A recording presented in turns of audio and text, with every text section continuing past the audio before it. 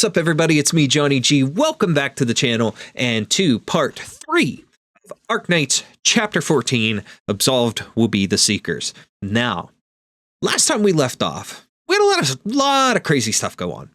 And we have our groups separating off into different directions. We have Siege and her Exemplars heading for the Stone of the Sword. I think that's what it was called, if I'm remembering right. And she's taking the weapon there to try and connect those two, which is going to help in some way. We saw the Lifebone is obviously crashed and not up and running, but we've got Hoder and Inez and W defending it. Things aren't going so well there. And W went off kind of with her little team to investigate some things, and in the process, she had her little evolution. She got her new gear and stuff and became Wis'adel. Well, she's still W for now. She doesn't have the name yet. We'll get there eventually. But while that's going on, Hoder seemingly got pretty badly hurt by Manfred. And Inez went off and W kind of ran into her on the battlefield, which is a little interesting. But they both were coming across Nadine. So there's something crazy going on there.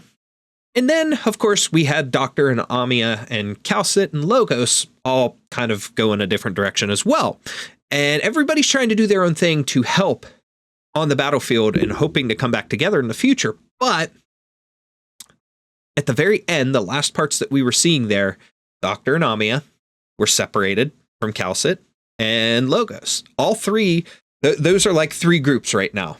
3 separate groups on top of our Sarkaz mercenary group and the Victorians, the Glasgow gang plus horn and bagpipe and whatnot. So we've got some major separation here, but then we had the Masty Cluster appear in different capacity to Doctor and Amia, LOGOS, and tsit.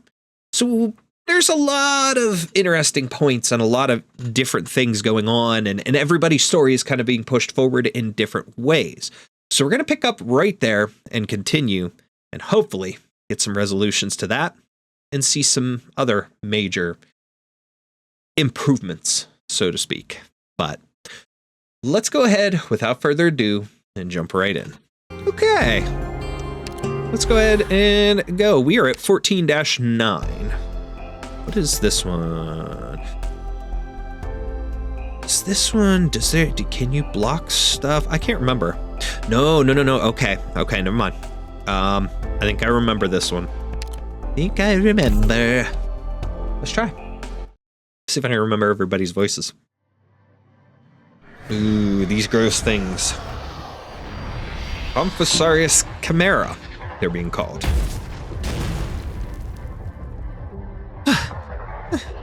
There's one more! I'm afraid it won't be that easy. My cute little king of Sarkaz, you've already broken 5 of my pets. Shall I take a guess at how long you will hold out yet? You gave life to those beings of witchcraft just to use them as expendable tools to hold me back? It did take me a bit of time to create these chimeras. You're so cruel. You go around spreading that rash of empathy everywhere, just like Teresa. When she lost to Theresis, the regent thought it would be a good opportunity to retake the crown, but to our surprise, she had already passed it on to you before she died. Quite the well-conceived plot. Even with our eyes and ears everywhere, we were unable to detect it before it happened. Were you also fooled by her lies, Doctor? I know nothing about any of this. Poor soul, you don't even remember a thing. You desperately serve this king of Sarkaz. Is it the former king's manipulation? Or is it because you truly love her from the bottom of your heart? My bond with Amia is nothing you can tamper with. Wis'adel's ambition will bring even greater harm to the Sarkaz. Teresa would never allow him to usurp the crown. Such meaningless prattle, my dear little rabbit.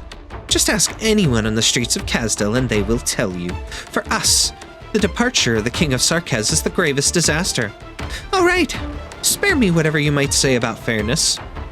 The inheritance of the King of Sarkaz has always been filled with accidents, and Teresa's actions were no different from what we did. We all sought to make this power easier to control. Our regent believes more deeply in the connection between blood and soul. Hiss. Pain they're enduring. Are these emotions also instilled and manipulated by witchcraft?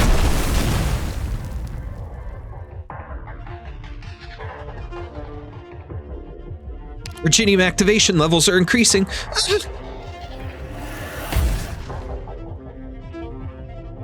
Amiya, the Originium activation levels are changing extremely quick. Doctor, you don't need to worry. I can get accustomed to this confessorious witchcraft. The last few years I've been learning. I remember all the treatment methods Teresa taught me, as well as all the instruction I've received from Dr. Calcit.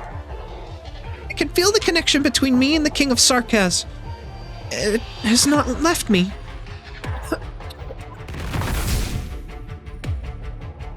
It just hurts a little bit, that's all.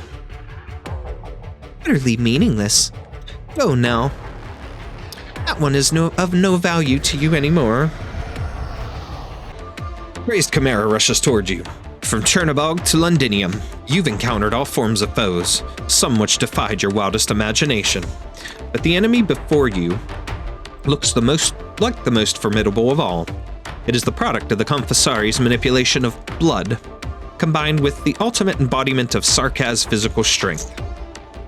Salus said that the Sarkaz are much stronger than Codices, but you know that even Amiya's body is vastly stronger than yours, and yet, you still have an advantage. Something sets you aside from others, something that makes you one of a kind. I won't let you!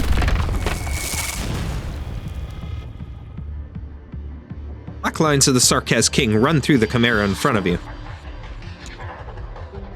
The claws of another Chimera are about to reach your head. It's almost time.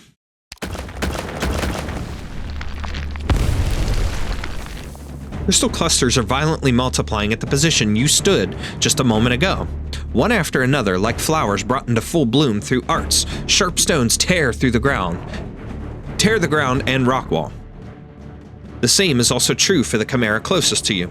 Its massive body crashes to the ground, Originium dust kicked up in every direction, rubbing and colliding, exploding in a dazzling gold. Just as calculated, the surrounding Originium rocks have reached a critical point of collapse, overcharged by witchcraft energies. A mist of fine crystals rains down onto your mask. You gaze upon them, harboring no ill sentiment whatsoever. Originium will never harm you, and deep down, you realize this once again, but the same is not true for others. An instinctive fear swirls in the eyes of both Amiya and Salus. Amiya approaches you steadfastly, while Salus shows a hint of hesitation. And it was in that moment, just one brief moment. Bind. My hands and feet? And she. Salus is about to let out a scream, but the ensuing incantation preemptively seals her power. Logos, your voice is grating to the ears. You spend too much time playing with pelts, while knowing nothing about weaving a stanza. Amiya. Wait. Salus. The black particles no longer revolve around you, but instead form into a sharp sword. You cannot help but look into the face of the blue-haired Confessorius. Her emotions have almost faded away, as if already having made peace with the imminent fatal blow. So, this is it. The King of Sarkaz's verdict. You... Don't misunderstand. I did everything I could to try to survive. I failed to recapture the King of Sarkaz for the leader, and have made a grave mistake. Which is why I was deceived by the cunning pest beside you. For the sake of this life, I should try to atone for my sins, is that it? You were willing to sacrifice yourself for Omertosa's plot. I still do not know how to pronounce that name. That is difficult. He is our father, progenitor. Disobedience is not an option. I truly hate Omertosa, and I hate you too. Why do you choose to resist? Amiya, are we not just chimeras implanted with hope? Obstruct! The exploding blood mist is blocked by an invisible force. Shortly afterwards, the blood mist that obscured your view gradually dissipates and silence falls over the entire cave. She got away. She galvanized the blood dripping from her wounds. She would have no means to fully resist my incantations. Such an act would only tear her apart further. As long as Salus is not killed completely, she will find a way to escape. And where do you think she'll escape to? Her mission is probably to safeguard the blood of Tikaz, right? Since she could not stop us at the fake altar, she would definitely return to the real one. Logos, I assume you've already left a tracker. I've met your expectations. I understand your plan, Doctor, but it's far too risky. I can't approve of what you did then. If you try pulling a stunt like that again, get angry. I'll keep that in mind, but we don't have the luxury of time. That's right. We need to pick up the pace. Calcit stares at an object on the ground. You recognize it as the Confessarius' mask left behind by Salus as she fled. We underestimated Quisartistage. Previously, he suddenly appeared before me in Shining, kidnapped Nightingale, and revealed his intent to usurp the King of Sarkaz. He's been lurking in the shadows for thousands of years for this moment. He would certainly not make any rash moves until his goal was accomplished. He wanted others to think that he was solely after the Black Crown. Snatching the crown is not the end. The King of Sarkaz is a neutral force. Whether it heralds the arrival of calamity or averts it depends on the wielder, which is most likely why he seeks the crown. He wants that authority to be vested within his own hands, to touch those secrets passed down for eons, to seek even greater power from the point of origination. Amnanum. Quisartistage, Ducariel, and Theresis. While their ultimate goals may be different, they all converge upon the same destination. Sarkaz have always been deeply influenced by Originium. I fear, however, that this influence is being directed on purpose, or that it is uncontrollably penetrating into a deeper level.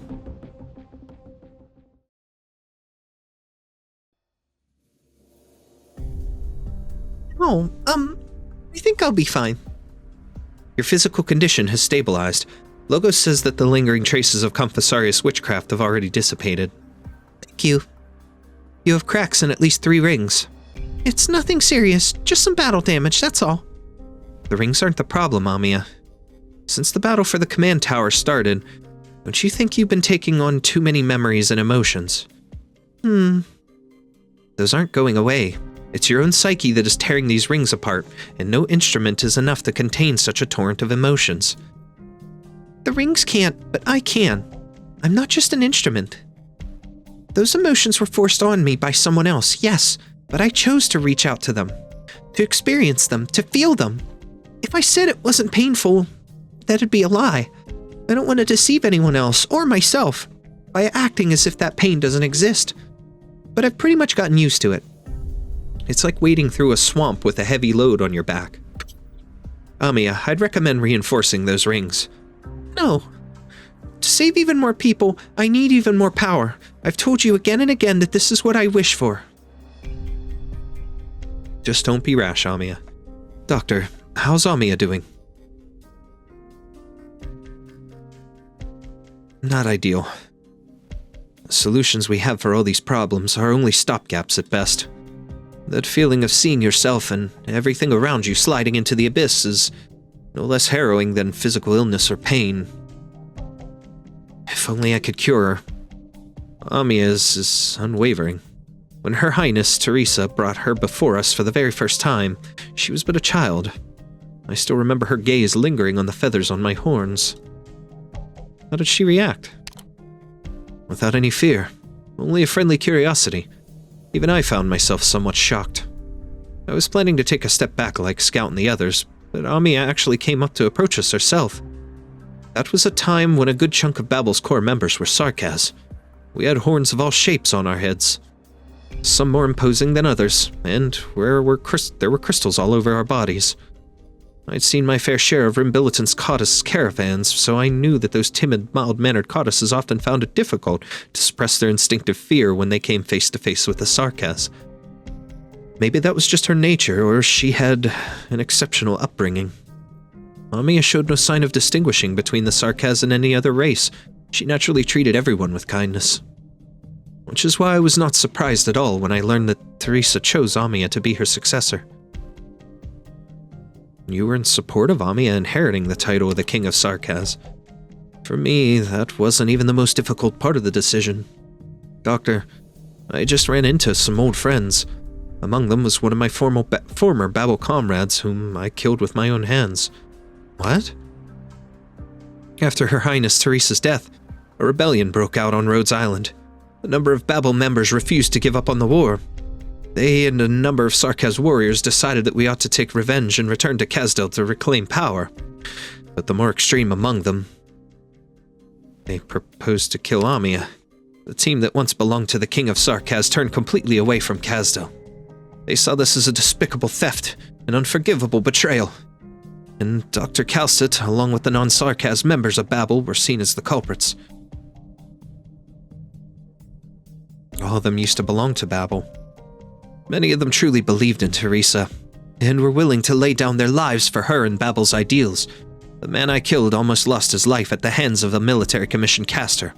I saved him, only to take his life later on. That must have taken a heavy toll on you. Logos, the Babel member, already made his choice. After the rebellion, the mercenaries and the Sarkaz warriors pretty much all chose to leave. Among Babel's official rank and file, only a few decided to remain. Babel was no more, and Dr. Calcit forbade anyone from mentioning the King of Sarkaz. Why did you stay with Rhodes Island? It's true that I did plan to return to the valley following Her Highness's death. Kazdel had lost its king, and nobody could predict its future. As the master of the Elegiac Court,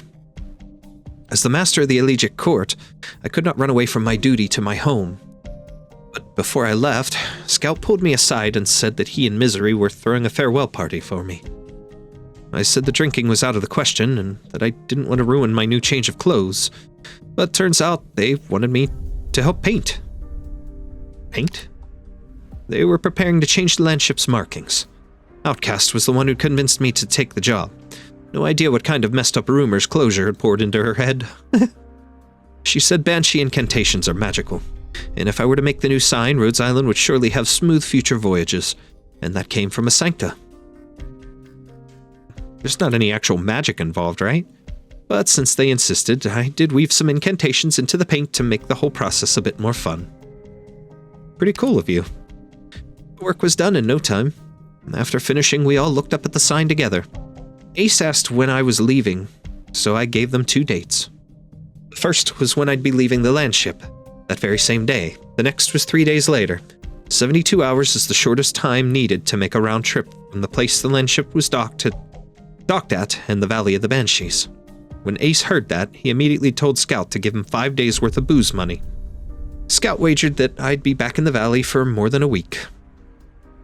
As for Misery, he pulled a welcome back ribbon out of his pocket and replaced the farewell banner that he had originally put up as a joke. Sounds like everyone was having fun. I carry a lot of responsibility on my shoulders, and even if I don't want to set any of them down altogether, I still have to pick and choose what I prioritize. But I knew from the very beginning that I made the right call. Doctor, I've not questioned you since you returned from Chernobog. You have no memories of the past, so why do you choose to remain with Rhodes Island even now? Why are you willing to take immense risks and dive deep into the dangers ahead? Lord Banshee! Mr. Logos! The road ahead has been blocked! The Doctor and the King of Sarkaz would like you to hurry up.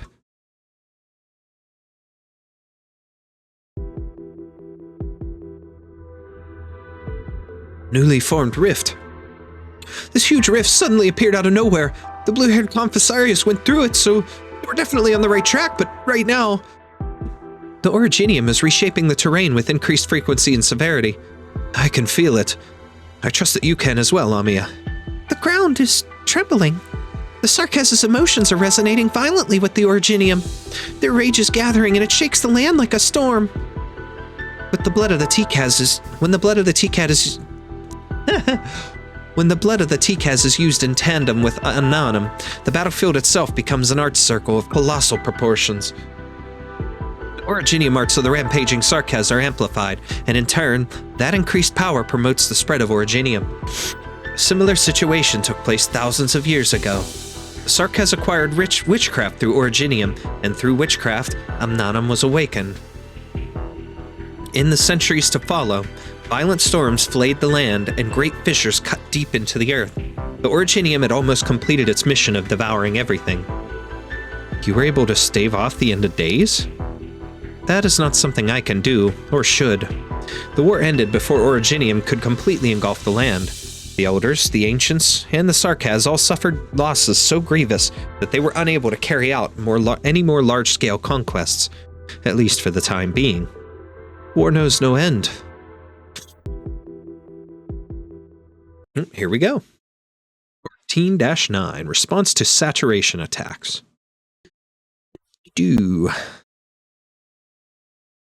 I vaguely remember some of this. Reap not what's sown by malice.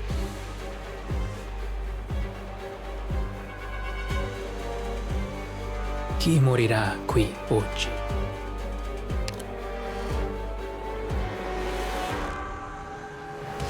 Please, trust in me.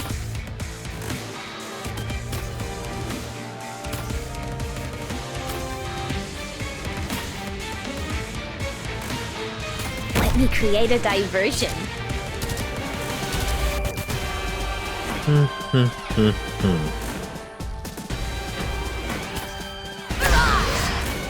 Okay, so that guy got through. He's gonna come out here, which means I'm gonna put him and I'm gonna put Doggo there. We can hold that for now. For now is the keyword.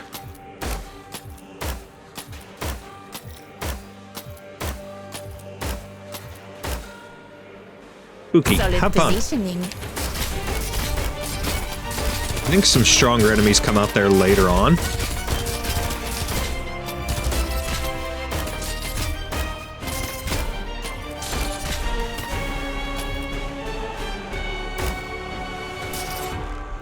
For them, the bell tolls.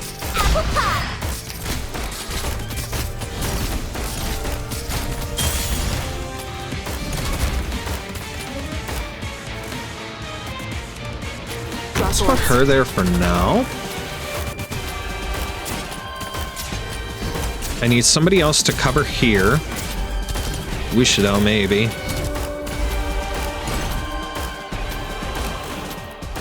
Ooh. Now, shut up. I hear the period, the reversal of finality. War. A word I've not heard in a long, long time.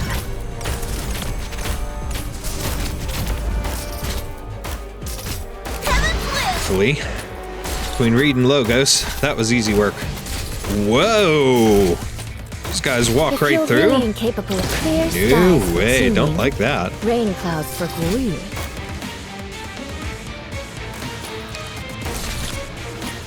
Crash the mission briefing.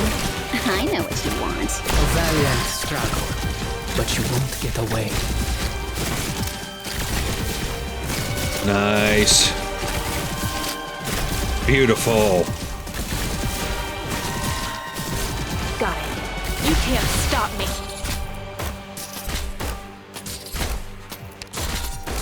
Go Pookie, have fun. Go Pookie, baby, have fun. Come on, tesoro. Waiting for Soul, the fairy of the other side.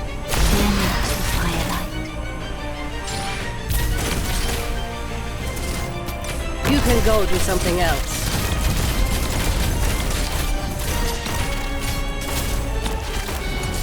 Okay, those guys are gonna walk through. So, that's fun. Here we go. Logos, have fun. Revenant's battling again. Always so focused on the ground. But have you forgotten to look above? I wasn't supposed to. I'll plant you into the soil to grow anew.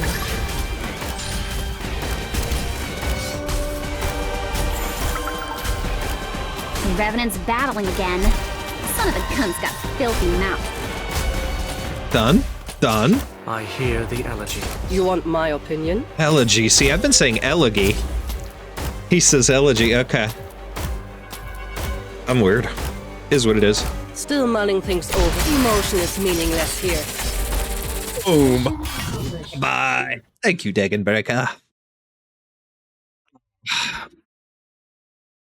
68 hours into the operation. That's a long time. Almost 3 days. 72 will be 3. Smoke and thick fog tug and tear at one another. The deck of the gas trail is teeming with the seeds and withered branches of the Nazcherers. 70% of the guns that once breached countless fortresses have now fallen silent. Its teeth almost completely pulled and its talons wetted smooth. The logical next step is for the prey to be dismantled and devoured. However, the Nazcherer's throne has also been pierced by dozens of chain-laden fort crackers. With just one move, the god of war could be pulled from his throne. You have proven to me that war marches on. 200 years ago, no Victorian would have come even this far. And you, Sarkaz, you've proven that you're not just some decrepit old shadow. You are indeed a threat to this great land. Perhaps my worship should have paid you a visit sooner, after I tore Gaul apart. You would have been afforded no such opportunity. None of you. A Confessarius transmission. Yes, in the direction of the blood of Tikaz. The Nazcherer King takes in the entirety of the battlefield. The enemy is trying to halt the storm. This might change the flow of battle, but it is hardly decisive. Even without the catastrophe, his warriors are just as savage and just as unrelenting. Wellington is a worthy opponent, but the fetters of time will soon drag him away. He has no place among the future's wars. The true threat comes from elsewhere, and comes behind. The Rhesus and the Confessarius have reminded me that this is not the only battlefield. Will you attend to it personally? I have already received the wars promised to me by the military commission, present and future. The Nazcherers must also fulfill their pact with the Regent. But before I leave, I must sow some seeds of decay on this battlefield, for me to reap upon my return. A thick haze rises. Upon the battlefield, only the throne remains. Is that Nazcherer running away? No, in a real war, there is no retreat. Wait, General, look at the throne! There's some kind of mist pouring from it. It's any ordinary mist. It's eating me from the inside. General, your body. Soldier, status report on the gas trail. Damage to the cabins in excess of 60%. Per your previous orders, propulsion capabilities are largely intact. As for weapons, remove anything that's basically unusable and discard it on the spot. Roll out the originium cannons from the lower deck. Those are already obsolete, but still enough to kill. Yes, sir. Notify the gas trail to retreat to G0 high ground, according to the plan, and continue to consolidate defenses here. We will also follow its speed while according to current battle lines to fall back. Ordering all current battle lines to fall back. Next, we'll send these Sarkaz over to Castor and Godolden to handle. Any news from Shay? The captain and Lady Ablana have captured most of Nazcherer altars in this area. Yes, I saw. Her flames are very vivid. Medic! No need. General. A battle with no decisive conclusion will not be my last. Wellington's confident, if nothing else. He's a strong fighter. Alliance Fleet Command Emergency Transmission. 3 minutes left. We should be able to hear gunfire from our current position. Yes, Your Grace. Wellington's column is not far from ours, ensuring we'll be able to provide mutual support. This battle will determine Victoria's fate. Indeed, if all goes well, then we'll be able to end this meaningless stalemate as quickly as possible. Those eyes truly burn with a lust for battle. Do you think he has any ulterior motives? For 2 decades, my desk has been filled with intel related to him, along with its response proposals. As of late, these reports have been updating a dozen times a day. The true struggle begins after the Sarkaz have been dealt with. But at this moment, Wellington isn't the only one who needs a decisive victory. The time has come, assault is about to commence, and he has never failed to be punctual. There's a gunfire. Cannon fire.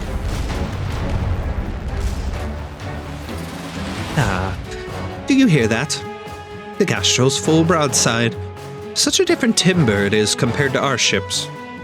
But after this battle, Castor's name will shine alongside Wellington's in the annals of Victorian military history. Anomaly, 0, 0, and 0, 1. Repeat, 0, 0, and 0, 1. Drat. Comms have been cut? Your Grace, all signals from the Duke of Wellington have vanished. A group of Sark has suddenly emerged from the catastrophe and have engaged in the battle with our frontline troops. What the hell is Wellington doing? Acting alone at a time like this? That vainglorious fool! Has he gone senile? Impossible. I do have a conjecture, though. Do you think he deceived Castor, or rather everyone? That doesn't make any sense. This is the Iron Duke we're talking about. Why would he abandon the other, more easily manipulated dukes to go ally with the Sarkaz? It's a game of prisoner's dilemma among the dukes. How would the Duke of Windermere, a warrior, treat her foes? She'd kill them all, and wipe the last speck of their blood across their seized spoils. Before he became first among Victorian dukes, Wellington had already been leading troops for decades, longer than your mother. As a noble among nobles, Castor was used to everyone playing by the same set of rules. After spending too long seated in front of the card table, she might have forgotten that some unreasonable people, such as us gangster types, have a penchant for flipping the entire table. Hypothetically, if the Iron Duke truly saw all of Victoria as enemies rather than competitors, he'd never even give Castor a single chip to bargain with.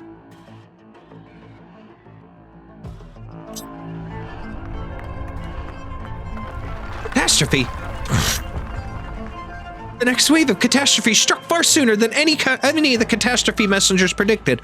All of our comms have been knocked offline. How long for repairs? 15 minutes. No, we'll make it 10. Your Grace, you came back on Wellington's orders. Indeed. You're heavily injured. Who's responsible? Not any of the Iron Duke's men. He lost to that Sarkaz. After the Gastrel opened fire, the Nazcherer's advance brigade emerged from the fog. They moved extremely quickly, using already deployed altars to destroy a small warship. Abercorn's infantry had already engaged them for a spell. We expected the Gastrel to aid this ship, but he retreated instead. That's right, the Gastrel was turned back. All of Wellington's other ships are covering the flagship's retreat. Their casters have also changed targets, relying on covering fire from the ships to secure their own vessel's retreat. What about Abercorn and Ashworth's ships? Completely exposed to the Nazcherer's assault. They expected to show up as support, but now find themselves facing the enemies head-on. Wellington's ships have completely blocked off the retreat. He's even trying to push Abercorn and the other towards the front lines. It won't be long until the remaining Alliance forces are wiped out and become sustenance for the Nazcherers. Your Grace, the Alliance forces dispatched to the heart of the battle has collapsed, and the Sarkaz will soon return to the rear where we're situated. The plan to cut off and encircle the Sarkaz has failed. We're at risk of getting surrounded ourselves. At risk? No, it's already too late. What's enveloping us is much more than the catastrophe. Nazcherers! The signal's back online and we've run into a large contingent of Nazcherers. No, it's an entire army. There's another force approaching from the right. Is that their second army? They've already begun fighting. The catastrophe is amplifying the Nazcherers' witchcraft. Ow. Your Originium response is spiking sharply. Your Grace, watch yourself. Ooh. Ooh, what happened? Something go boom. Something go boom. Troops on the battlefield still able to receive any feeble signals at all simultaneously are sent a staticky message. The Glorious has been confirmed destroyed. Which one's the Glorious? Is that their ship? Vina remembers the first time she saw a high-speed battleship. It was sitting on her father's desk, a small-scale model, only as long as an adult's forearm. Its crystal flagpole would fall over with just a little poke. Her father pushed her touchy-feely hands away, telling her that the high-speed battleships are akin to metallic monsters that conquer the land. They, like the indomitable city of Londinium, were the crowning jewels of Victoria's industrial technology. Alexandrina, when you are older, I will take you aboard the newest battleship. You will see for yourself. Many years later, when Vina did in fact see one, it was only upon the battlefield. Be it Windermere's, Castor's, or Wellington's warship, they were so majestic that the people standing beneath them were mere specks in comparison. But at this moment, the broken warship in the palm of the colossal originium wave before her seems to have reverted to the tiny toy she played with in her childhood. That originium wave crushed the Glorious into pieces. My eardrums are still aching. The sound of a warship being destroyed. I doubt there's anyone nearby who didn't hear it. The Duke Irving! Or the Duke driving that huge thing is dead just like that? Grr. Hey, Dagda, you better not shit on yourself. You're the one whose hands are shaking. Humph. Wow! I've been quiet this whole time, Dagda. What's on your mind? They made an example of the Duke of Castor at this critical juncture. The Sarkaz intentions are all too clear. What might that be? A warning? No, it's a message. A message that the Sarkaz are about to launch an all-out attack. Inform all our comrades and prepare for the next assault. Duke of Castor's not dead. Morale's completely shot right now. That was quite the commotion just now. Nobody's ever seen anything like that before, including us. But the captain's already sent out a bunch of old vets to tag along with you and calm down the fresh greens. Hi, looks like it's been working out. Bagpipe, don't hold them to our standards, even if you're just doing it subconsciously. The Exemplars just happen to be a particularly special case. Aye, got it, Captain. Orn, you just said that the Duke of Castor is still alive? You seem quite certain about that. Take a look. The muzzles of the glorious cannons have been locked on since the very beginning. Huh? There might be countless criticisms about Victoria's Grand Dukes, but holding that position for decades is no easy feat. Since the Glorious has not ceased its resistance, that means the Duke of Castor has not perished. As for the actual situation, maybe that's something a Trilby Asher can clear up for us. He left the moment the Glorious started to run into trouble. He might be in the vicinity trying to get in contact with the Glorious to figure out what's actually going on. But from what he told us, the Stone of the Sword we're looking for is also right there. Siege, what's our next move? We've just heard back from the outpost. The Glorious has been completely surrounded by the Royal Court's blitz attack, and the Duke of Wellington has suddenly withdrawn his forces. The situation in the surrounding areas has rapidly deteriorated. Vina, I'm afraid that we'll have to halt our march at once. Oh, is this the stage I think it's gonna be? Do you like my nails? This one's kind of crazy. Guess what I used to paint them. Blood. I bet it's blood.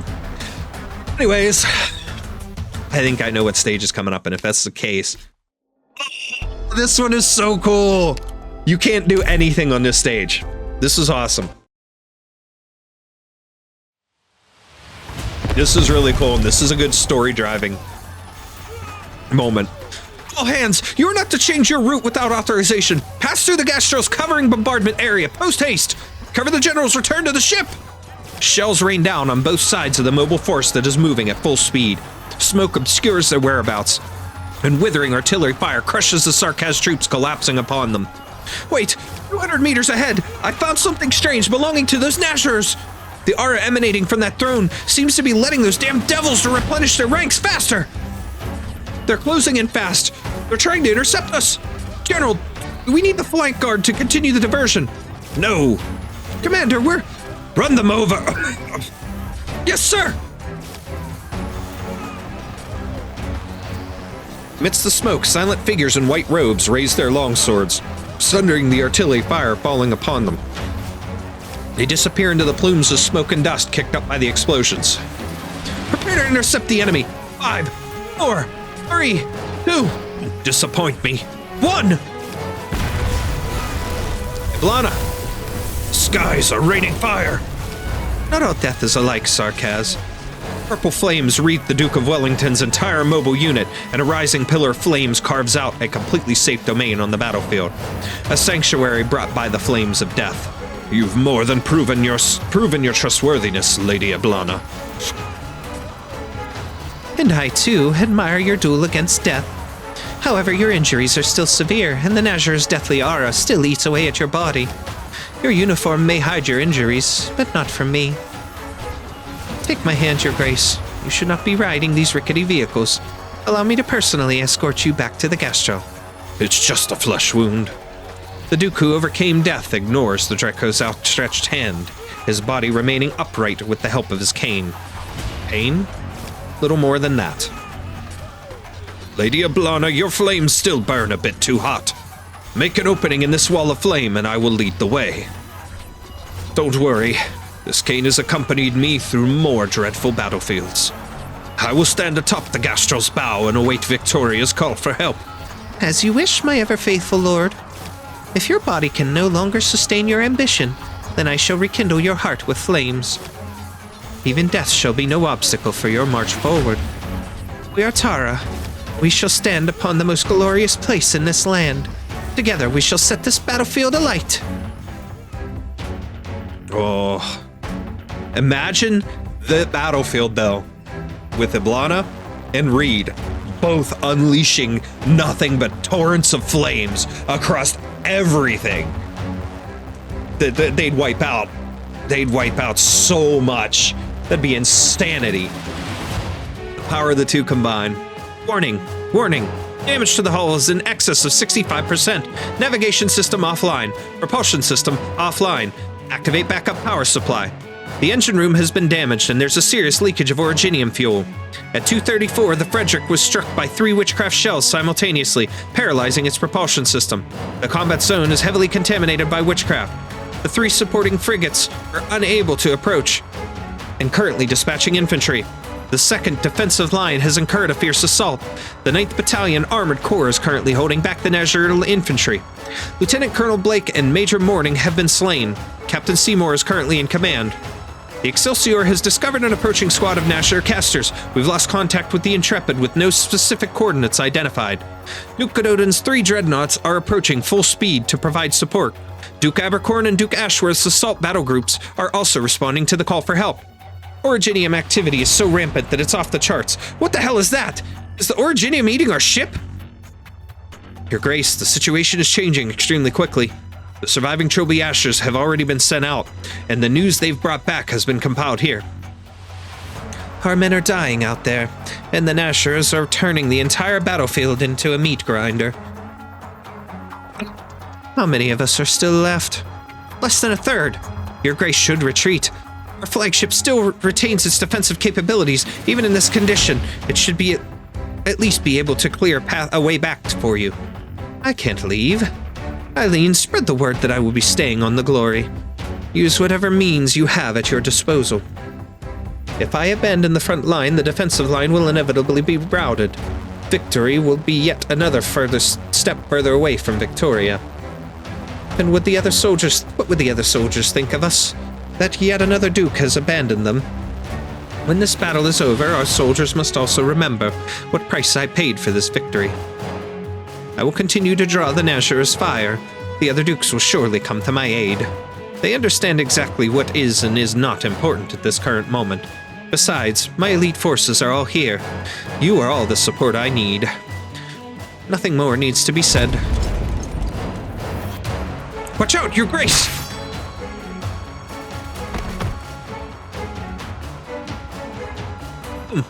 We'll start by clearing out this cabin. March towards victory begins from this stronghold. Your Grace! As you command. Then, we must get our hands on the size of kings. The Stone of the Sword is still here, undamaged. That is our best opportunity for a counterattack. Is the Trilby Asher who's been in contact with our lovely Vina still alive? Our communication channels are back online now. Excellent. Get in touch with him. I have new orders for him. There's no end to them. Shells! Where are the shells? Clark! Dead! We're all dead! Vina, I've rescued another soldier! The enemy line up ahead is going to be hard to handle. Are you sure you want to keep pushing forward? Activating the Realmblade is the best option we have for turning the tides of this battle. We've already come this far, and this is something only we can do. Who are you? We're the Exemplars.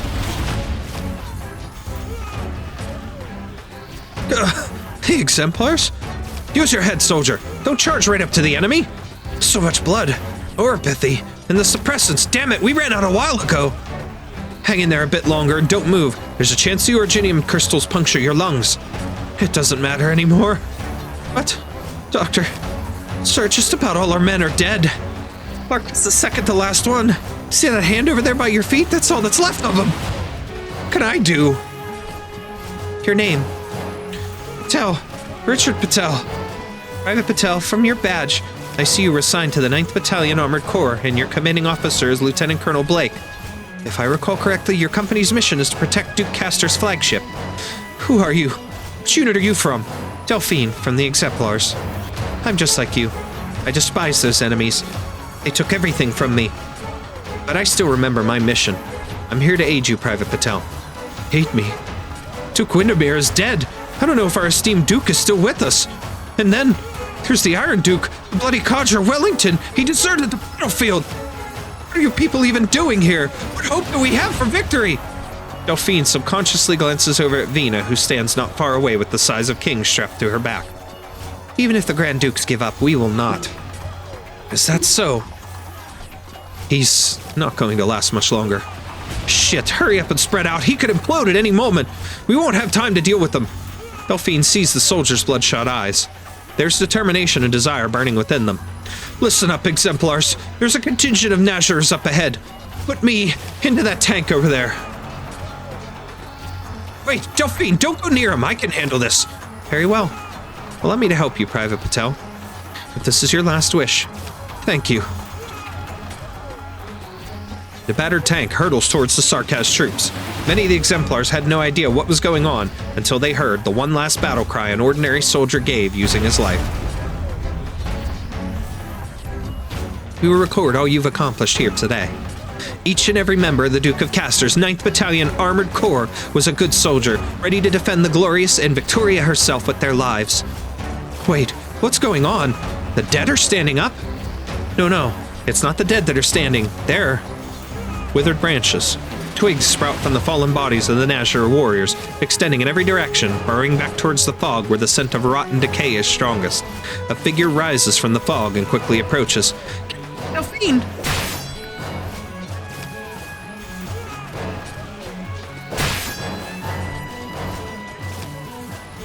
It'll take more than that to kill me off. If we die here, our lives will get sucked up by the Nazcherer altars and we'll turn into their food. Does that mean Private Patel's last wish was in vain? If these enemies cannot even be defeated by death? No, Delphine. He was able to slay the squad of Nazcherers. However, monster's clearly weakened and trying to feed off death. Take advantage of this opportunity and destroy the target. I'll cover you. Bagpipe, mark my flank. Private Patel's wish will not be in vain. We'll charge out through the opening he created. Everyone, move it! Excuse me. Hesitate. Slow down for a second and the whole situation might spiral out of control. What are you still standing there for? You, don't tell me you're choosing now of all times to get cold feet. Getting cold feet? No. I just need to stay behind for the time being to fulfill my duty. Your Highness, Alexandrina, please don't glare at me like that. I really do have urgent business to attend to. The Duke has just given me her latest orders. The deal is off. You are to evacuate with the size of Kings and await her further instructions. You will not be able to reach the Stone of the Sword, and this key must not fall into Sarkaz's hands. If necessary, special measures can be employed to ensure the safety of the size of Kings. How did I see this coming? There's no need to be so wary of me. I've been completely forthcoming when it comes to the Duke's orders. I know you're loath to abandon your quest for the Stone of Sword, but count me in. Huh? Highest priority remains to ensure the safety of the Duke. But at a time like this, where am I supposed to find allies more trustworthy than the Exemplars? Your Duke's not going to be happy with your decision. Would you look at that? We've already switched sides. Look at it this way. I'm outnumbered here, and I don't have any way of dealing with all of you. Go, Your Royal Highness. I hope your plan is a complete one. Don't worry, my dear aunt won't have anything to worry about. I know what I have to do. Is Castor her aunt? Vina's plans were never complicated, and that has proven surprisingly effective on this chaotic battlefield. Everyone in the Exemplars knows exactly what they're fighting for. no matter how the war forces them apart. In the end, those who survive will gather to lift the glass of victory. Your plan is straightforward. Delphine, you're in charge of commanding from the periphery and pining down the Sarkaz laying siege to the Glorious. Chip away at them and avoid direct engagements. Can you still walk? I don't think so. Grab onto my back. I've moved you to safety. Well, there's nowhere that's safe anymore. But let's get behind that piece of the destroyed warship. Hide behind there for the time being. Don't worry about us right now. The size of Kings takes the highest priority. Don't be daft. Vina's team knows what to do with the size of Kings. Our mission right now is to contain the enemy and siphon off some of their firepower. Lieutenant, I need medical assistance over here. Roger. Where are you from? Eastham. I've been there before. They've got good leather. There's an open wound on the leg with visible puncturing. Stop the bleeding first. Do you have any pain else? Do you have pain anywhere else other than the wound? No, I'm just a bit tired, that's all.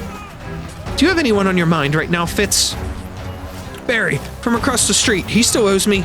Don't say it. Just keep repeating it in your heart. Just repeat it to yourself over and over. Then go back home alive and tell him yourself. The patient is conscious and has no fractures, internal bleeding, or acute infection. All right, the wound has been cleaned. I will now bandage it and apply anti-inflammatories. You should be fine with some rest. You did well, Delphine. Lieutenant, do you ever think about wanting to rewind time to the day our ship was raided? If we can win, sure. I'm of the same mind. Because of my mistakes, my incompetence, we were miserably defeated by the Sarkaz. I don't want that to happen again today. Lieutenant, please take Fitz back. I'm still needed here.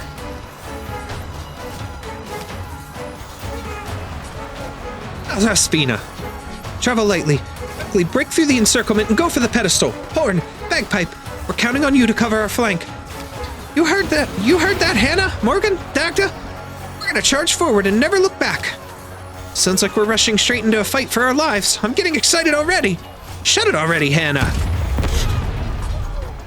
This bunker's not gonna hold. Where's the location of the next bunker? Strange man in the hat's already found it for us. Keep your eyes peeled for a signal. Those soldiers up there are Caster's guards. What's there? The bombardment is thinning out. Delphine's forces have managed to draw away a large chunk of their firepower. I can see the pedestal clearly now. Come on. Attack just now wasn't from the Sarkaz. Captain, it's the Glorious. The Glorious has noticed us. Its guns are clearing the way for us. It's on to it. Press onward. They continue to charge into the Tempest, to where the artillery fire converges to where their enemies are. Hammer smashes into bone and sword cleaves through flesh. Those standing shoulder to shoulder are getting heavier injuries, yet they no longer bother to wipe the blood from their faces. They continue pressing forward no matter how perilous, they never stop. The Glorious is right there in front of them, and Vina can already hear the roar of battle coming from above. Hold out a bit longer. We're about to break through. Shell. Not pass. What's going on? I've lost all sensation in the arm holding my hammer. Vina! The size of Kings has been knocked flying! After it! Size of Kings? That's the sword, but I had it on my back. Death. Final end. Damn it, Vina, stand up! Help her! Cover my back, I need to reload! I can block their blades! Bloody hell, why can't I run any faster? A dark shadow. Something is approaching me. Vina! Victoria! Victoria! Victoria! Vina could never forget that voice, even if she can no longer make out all the information it contains. But her intuition tells her that it is a name that is associated with her entire life. Steam Knight. The ground shatters, and along with it, 3 mobile altars. White vapor erupts, and a fiery red blade emerges. Victorian soldiers. Look! A Steam Knight! A Steam Knight stands with us! Victoria's glory has returned, and he stands with us! Follow him into battle! Slay them! Slay every last Sarkaz! Glory to Victoria!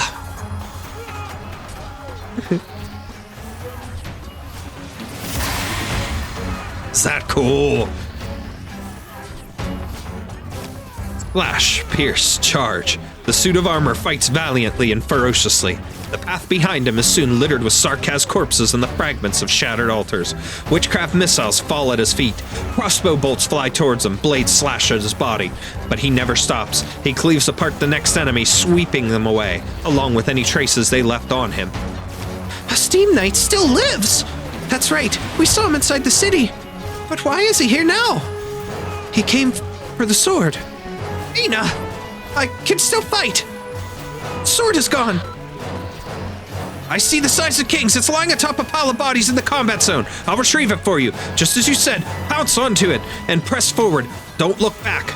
I promise you that the sword will appear when it is needed. Vina, I will keep going. Cover me. She clenches the hammer in her hand, shrugging off all doubt and hesitation.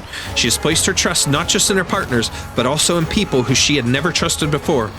No, she placed her trust in all of Victoria. The Victoria she believes in. Run, faster. Almost there. Don't force it! Get hit again and you're a goner! The mobile altar. It's stopped. Then who fired that shot? One of our own tanks? Vina, we're connected with the Duke of Fife's suit of armor. We've also located Captain Seymour. He's still alive. Whose troops are on their way to join us? We'll handle all those altars that are flying around. Great news. Let's keep moving. Don't you dare get in our way.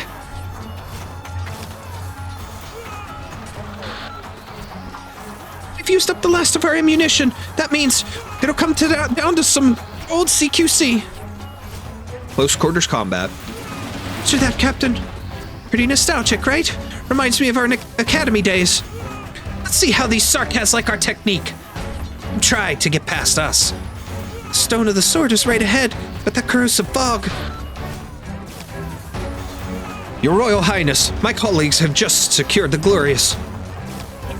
The next time our cooperation is needed, the Exemplars will hear from this trophy once more. Finally, allow me to use my Originium arts, as well as a little bit of authority to light your way. A ray of green light cuts through the dense fog of decay. Deep within the storm, the stone of the sword radiates with light. All right, a sword. After thinking things through, one really should not disobey a duke's orders.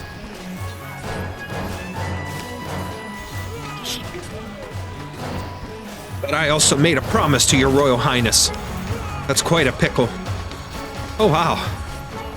All right, then. Catch! Silver light streaks across the battlefield, piercing through the fog.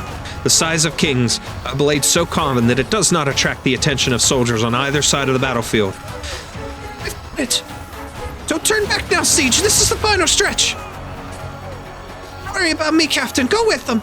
The storm rises from the battlefield, but the White Wolf has already left off. Aim, fire. Procedure she knows by heart. Take it, Siege! The longsword left her hand, cutting through the air as countless eyes followed its path. Vina never looks back. She simply continues running, carefully listening to every last sound. Swoosh! The sound of metal vibrating through the air, the sound of air being cut apart by a sharp object. She forcefully throws down the hammer in her hands. Its massive head lodges into the cliffside, creating a tiny foothold for her. She steps on it and leaps, and when she extends her hand, the size of Kings has already found its way into her palm. Hydra, Morgan, remember how we used to chuck Molotov cocktails down the chimneys of nobles? Yeah, we'd stand on each other's shoulders. But this time, I'll be running ahead first. The Originium beneath her feet feels like it's alive, unlike any wall or mountain she's ever traversed before. How much farther? How much longer will it be until the dark clouds disperse and the war draws its last breath? She fled Londinium to the land beyond its walls. Then from there she returned. How much farther must she go? For she returns to her peaceful homeland and to the people she loves. Vina does not know, but at least the stone of the sword is right before her eyes. She extricates her hammer with all her might. She knows what she must do. She leaps up, hammer and sword held high in her hands, glimmering in the sunlight. This is interesting. All we can do is watch. This is a cool stage, What though. pain. Look how badly they're surrounded, though. Oh, this is crazy. And 105 enemies. You want to That's topple insane. Me? By what?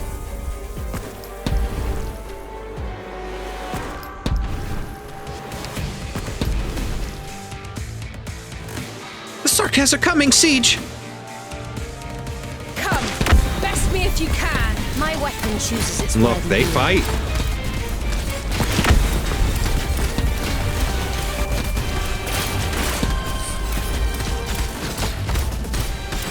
Nothing can stop me.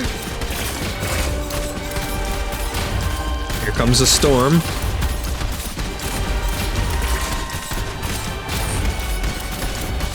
Look how it's expanding across the entire battlefield. There goes Dagda, there goes Bagpipe. There's Indra. Ape! My hands! We've almost reached the Stone of the Sword! Morgan's gone. Here comes the Steam Knight. Heavy gushing. My weapon chooses its worthy use. Just in time. I love how she does that jumping spin move. He just annihilated all of them like nothing. That's awesome. Rena, don't hesitate! Right now, we have... chance. The only one we'll get! There's the center of the storm. She just disappeared, but she popped over there. Siege leaps up. The edges of the Stone of the Sword cut her palm and slip away. The Originium mountain quakes, almost flinging her from it. Just one step further. One more miracle. The knight who was Victoria never forgot his duty. He streaked across the sky, picking up the golden lion who held the Realmblade. A dull sound came from the bloodied suit of armor. Glorious Victoria! And there she is. The stone lies just ahead. The waves of Originium rise and fall. Countless crystal shards surround her. But the one in the eye of the storm will not waver. Not anymore. For the Glasgow gang! For Londinium! For all who died! And for all who live! Golden Lion roars at the storm. The size of kings plunges down. Sword and its stone become one. There's an explosion of golden light. It falls on the crystals and on her, shining towards heaven and earth. Wow. Golden radiance pierces the red demonic eye, tearing a hole in the curtain of death above. A miracle has happened. Legend has returned. The hero's sword cleaved through catastrophe, bringing golden hope that fell upon the eyes of every Victorian on the battlefield. Londinium will yield to no storm. Look at that. As long as they have the size of kings, there is no foe they cannot overcome. Victoria! Victoria! The Exemplars! The Exemplars! Ina! Ina! Cries form a great wave, lifting up the exhausted hero. Siege looks up at the size of kings. The sword in its stone looks entirely ordinary, as though it was no more than a key. She knows more than ever that the sword has never granted anyone power, nor has she suddenly become one of the heroes of legend. She stands here now because of the countless eyes that have witnessed her, the countless hands that have lifted her up.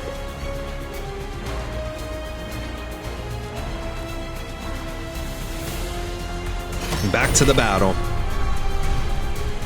Horns recharging, everybody's healing. There's Dagda. Here comes the others. Indra, Morgan, they're back. And Bagpipe. The Steam Knight's there to protect. The rest just funnel in here and everybody just finishes them off. Constant healing. It's the storm just gone. There they are. Horden gets the last one. Let's go. I love it. A legend is bestowed by the people. The miracle you hold already existed before LOGOS and I met. In the depths of the Golden Sands, explorers who should have been devoured by catastrophes found safe haven because of this relic. The relic was forged into a treasured blade, and I carried it along with the young Shah into the endless sands. I still remember what he said as he rested against my mane beneath the stars. It shall have a name, but that name is not mine to give. Then, as legends go, he took up the blade and slew the Poltergeist King. He never returned. Nobody in the land was worthy of giving that sword a name. The legend was nevertheless born. Nevertheless, the hero's sword. It passed through the hands of many kings until at long last, the lion with hair as bright as the sun used it to sever the red dragon's head. That story, you're already familiar with it, Vina. Beneath the gleaming blade, the lion and dragon ultimately stood side by side and swore an oath to lift the crown together. Alas, the hero's sword would slay no more, but would instead be regarded as the highest authority. It has endured loss and betrayal, yet its brilliance as the symbol of authority has never dimmed. As LOGOS said, you have all sung of it from generation to generation, using the name it was given, the size of kings.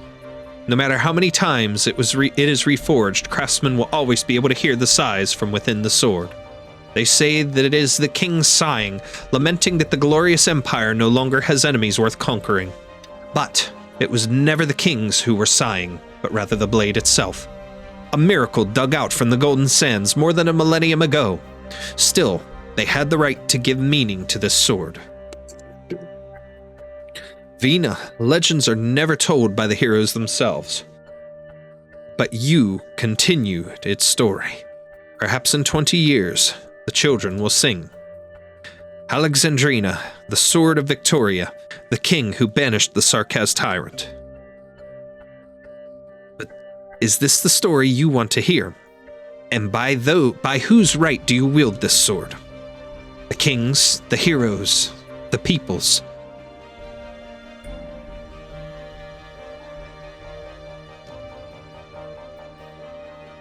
Wayne.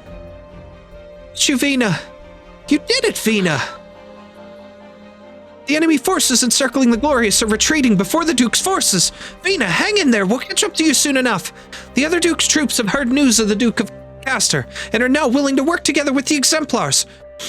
At least this is settled before the fighting engulfed Londinium.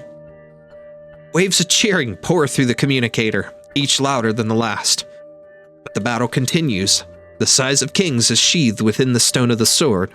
This is not the end, but merely a beginning. The Steam Knight is helping us. No, I'd say he only came for the Realmblade. Siege's gaze falls on the devastated battlefield where the Steam Knight went on its warpath. She looks for the other shadow, but it is nowhere to be found.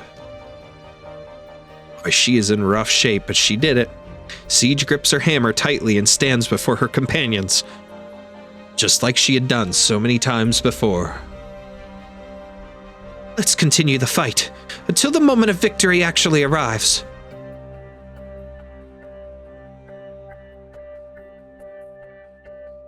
The Realmblade is now active. Looking up from here, the golden pillar of light is truly breathtaking.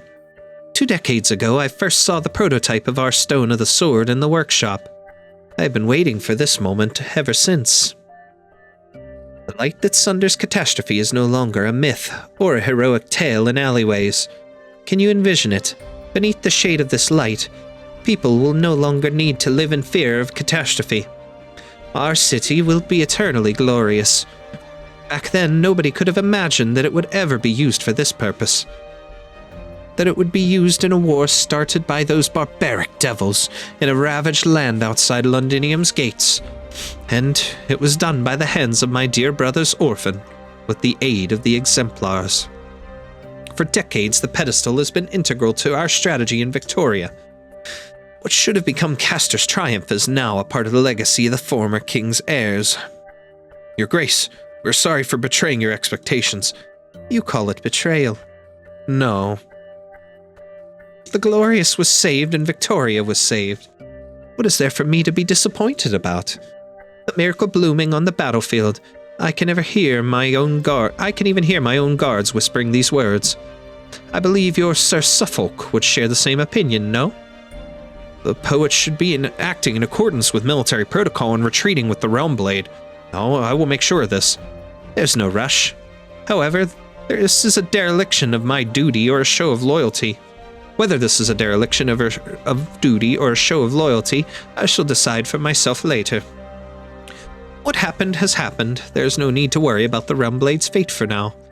At least, this isn't necessarily a bad thing either. Connect to the Exemplar's internal communication channel. Use the Alliance line. Your Grace, there's a risk of being tapped. Talk less and do your job. Very well. Whose communication frequency is this? I didn't turn it on. Done, Exemplars. Well, stuff me! Your Grace, I thought you'd at least want to meet me in person. Indeed, arrangements for that meeting have already been made. But after the Realmblade's activation, all intel on the battlefield flowed to me once again. Opportunities on this battlefield are fleeting, and I was too preoccupied to make use of it. Siege, what you have accomplished is nothing short of a miracle. I will reevaluate the role that the Exemplars could play in this war. With all due respect, I do not recall opening our communication channels to you. As of right now, assume your channels are open to all of Victoria's Alliance forces. They will begin their counterattack by retaking Silver Rock Bluffs. Are the Exemplars willing to work with us to create a miracle? Under the banner of the Dukes. No, the Exemplars cannot and will not be affiliated with any of the ducal forces. This much I can assure you. You must operate as a heroic, independent unit. Alexandrina, you will come to know what the Exemplars mean to Victoria. For now, we undoubtedly stand on the same side. Take count of your troops. It's time to go.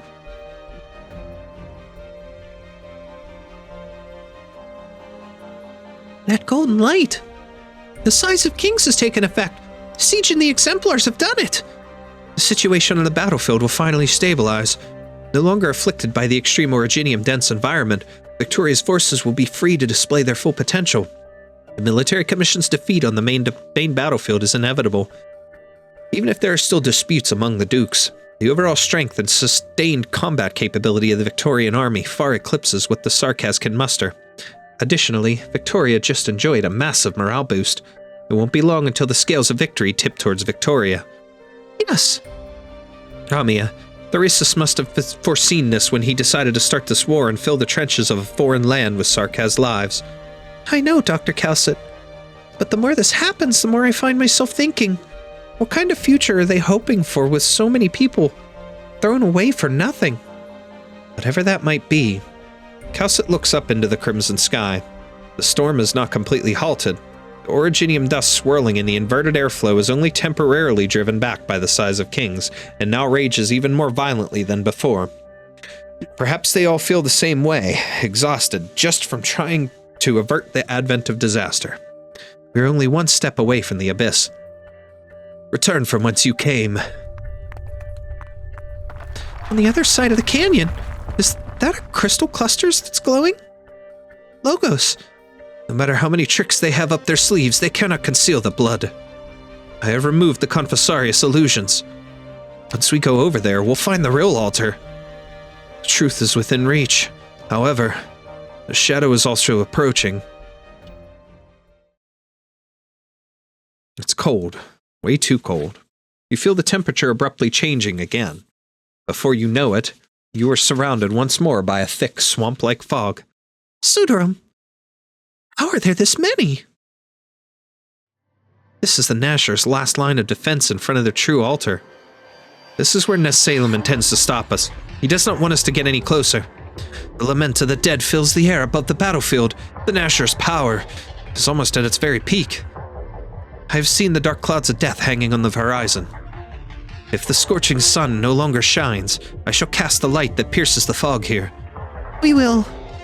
Cross over to the other side. Find Salus and destroy the blood of the Tikaz. May the wails of the dead find some quiescence. Logos lifts his hand and points to the other side of the canyon. The congealing mist parts once more. Very brief yet powerful. Logos seems to both be describing a physical action and uttering an incantation at once. Originium crystals surge like waves in front of you, stretching all the way to the other side of the canyon until they form a narrow but stable bridge. The Nazcherer King will come for us, and someone has to hold him back. I will stay behind. Logos, just you alone? Amiya, do you still have the package I left with you before? Please give it back to me. Of course, but... Good. With this, there won't be any problems. Now go. Death is pursuing you. You run with all your might. Maybe it's Amiya who's pulling you, Monster who's dragging you along, or Logos who's pushing you ahead with his incantation. You hardly even feel your feet touching the ground, but it is as if 1,000 bony hands are growing from the mist trying to latch onto your ankles, but the aura of decay fails to reach you in the end. A formless barrier envelops your body, keeping the haze at bay. You know that Logos' incantation is taking effect. In this moment, the Banshee's curse feels so gentle and warm. Oh, I know it's coming. Okay, I know it's coming. This next stage is interesting too. You hear something collapsing and look in its direction. The bridge has disappeared, just as quickly and cleanly as when it appeared. A thick fog once again teems forth, impatient. You search for that familiar figure. Perhaps because he is too far, or perhaps because the fog is too thick, you cannot see anything at all. Is Logos in danger? Doctor, this is the decision that Elite Operator Logos made. He has the right to make his own tactical judgments based on the situation at hand. He believes that it would be the most beneficial for us to head to the real altar while he faces the Nazcherers head on. Answer me, Doctor. Do you trust him? Do you trust Elite Operator Logos? Yes. And you should also trust that he will regroup with us when we are in need. Yeah. Logos can do it. If anybody can. I understand your desires, Scion of Decay, but death should not be so cacophonous. Quiet. Whistle pierces through the thick fog, the incantation spreading in ripples. Nothing needs to be spoken. Nothing needs to be written. The concealed dead have nowhere to hide. Suderum's piercing shriek forms into a longsword that shuttles through the fog. The words from the whistle quiver and the Banshee's song resounds. Within the ancient bloodlines of the Sarkaz, in a valley choked with originium, amidst the lamentations of countless people who fell in battle, flaming shells and witchcraft-imbued rounds intertwine in the skies above the battlefield. A high-speed battleship crashes into a witchcraft bastion. A small number of Victorian soldiers charge ahead, first into an entire squadron of Nazcherers. The song grows louder and clearer. When that song reaches its climax, the Nazcherers' soldiers fall into silence and stop attacking one after another, like motionless flags. They no longer hunt. At last, death has returned to the land. Yeah. War has come to answer your song. The withered branches retreat in unison. They coil, then lie down, returning once more to their long-deceased forms. The most hideous and ancient among them still seem to be struggling unwillingly, finally twisting into a scepter. The tip of the scepter strikes the ground, and a figure emerges from the depths of the dense fog. Ephanil, master of the Elegia court. You chose to stay behind and face me alone. The corners of his clothes flutter as the fog disperses. The Sudrum's white robes are scattered across the dense white hills of withered branches. Long swords lie fallen and shattered, like grass in the forest. The young Banshee sits sideways atop the hill, his blood-stained fingers plucking at the bone whistle in front of his lips. Gentle, melodious. He changed his clothes, the Rhodes Island uniform. No, Nezzsalem. There is no such master here. Only Logos, elite operator of Rhodes Island, dressed to greet our guest. I have crafted this opus upon death's motif, and I dedicate it to you.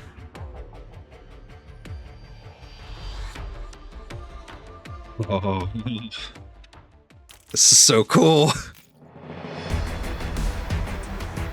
So cool. 14-11, here we go. This one's gonna be interesting. Wait, I can't use logos. Okay, wait a second. Let's clear our squad here. Mia, her, Vigil, Wis'adel, Mamiya, Aya. Mamiya? I won't let you down. Huh? Understood, Professor. Vigil? Babel. Let's see if your Wis'adel? plan is worth. If I die here, use the pension to buy some roast Cookie potatoes for the Dagon. gang. Make Texas the leader. Is this a mission or a training session? Shun Reed. A day of fine sun and gentle breeze. I understand the objective you've set. Exusiae Telopsis, Texas. Squad combat? I'm very familiar with that. New data used I need to get her package build. upgraded. What do you need? Alright, so now I need one more. How about we go with our... So we can't use him. And... How about level? Who's my top leveled ones? Oh, no! I don't know who to use. Let's just throw Ling in just in case. Just as a backup. Let's do that. A city lone in desolation, vivid in the mind's eye. Okay, Ling, we're talking here, or, you know, all right? All the eye can see is death. Endless killing. Life takes life. Fields of corpses soaked in blood. The first Nazcherer learns his purpose when he rose from the ashes of battle. I am the end of all things.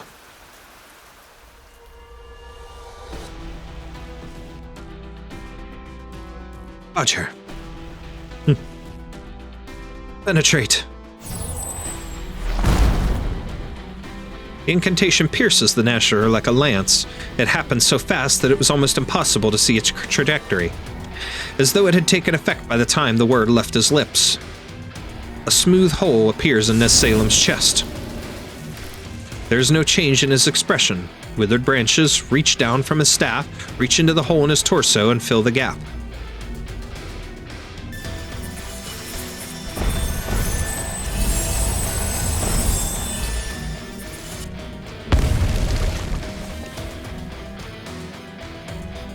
This be? In this battle alone, the young Banshee has casted dozens of arts that are not of Sarkaz's origin. Ravel, the greatest arts master of Gaul, his life's work made the guns of Gaul's ships mighty, and he was famous in all the nations before the Witch King had made his own name throughout the land. In that war, there was an instant when the ships of Gaul ripped apart the lines of death, like a sharp sword, before death swallowed them. Why do I see a shadow of him in your arts? Your words cannot kill me. The voice that calls me is louder than your incantations by far. I can hear it. The dirge of the fallen echoes within you. Oof. Thousands of war altars spread across the battlefield. They absorb what life leaves behind when it dies. The culmination of the power stands before Logos, the most powerful Nazcherer and the most terrible war altar. Nazcherers witnessed death.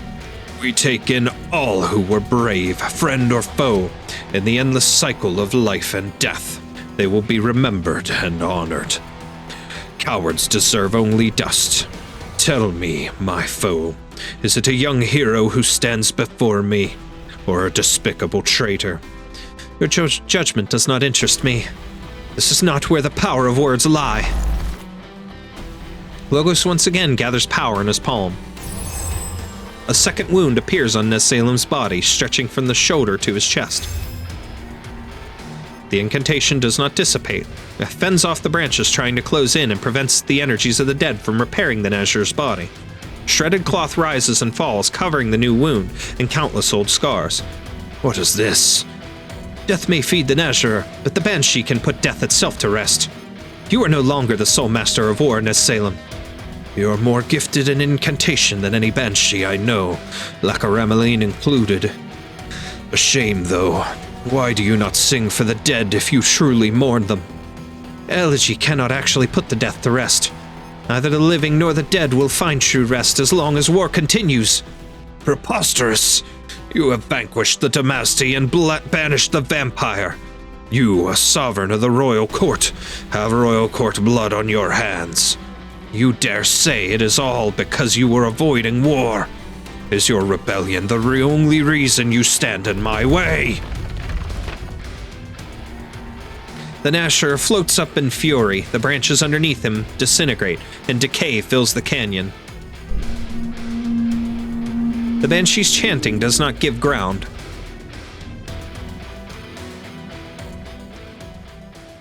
Oh, flashback to Kazdel. Born in death, fueled by war and nourishing death. The life of the Nazcherer is war itself. Cities and kingdoms rise and fall, but the fate of the Nazcherer never changes.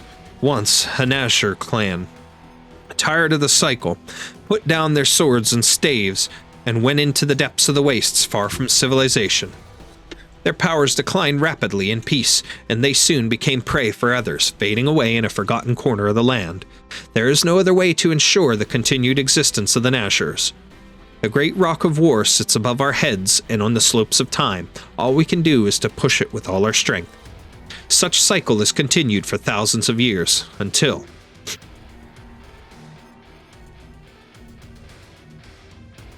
Theresa and Theresis. We promise a war, Nazcherer King. About the future and nothing else. My best students, the young twin royals, I taught them the laws of war. They stood before me and told me. We can end the monotony of war and break the rigid cycle. We can push the rock to the top of the mountain and build a splendid palace with it. This war will be my blaze of glory. It must not end here.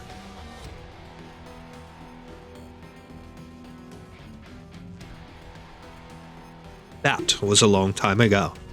Now a young banshee stands before me. How could they be so alike? Fought alongside Lackarameline for decades, across cities and plains. We buried the armor of Victoria and the guns of Gaul beneath the walls of Kazdel together. In the same battlefield, I helped Theresa take the heads of thousands of Latanian casters. They were the heroes of Kazdel, its greatest warriors. Lackarameline entrusted you with the future of the Banshees. Theresa considered you one of her best students. But you hid at Rhodes Island, sheltered the King of Sarkaz, and sneaked into Londinium like a thief, content to sabotage the cracks in the battlefield. War will not end the suffering of the Sarkaz. All I see is you dragging everyone into the abyss. So you chose to run. Many years ago, I said to Theresa that war was unavoidable. If it did not come to Londinium, it would come to Kazdel. Theresa agreed, but continued to hope that there would be another solution. Her choice led to a new war. Its consequence was the death of the King of Sarkaz. I witnessed her death. All Sarkaz should honor her. What about you? What can you bring the Sarkaz aside from these meek words? What do you want to bring the Sarkaz? He points his staff at the ground. The scent of decay rushes out, overpowering the barrier of incantations.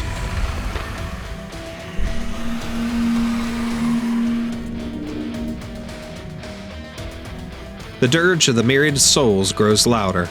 Power of the incantations is weakening. He feels his fingertips, lips, and tongue go numb. The fury does not come only from the ancient royal court sovereign before him. It is also coming from his own blood. I told you.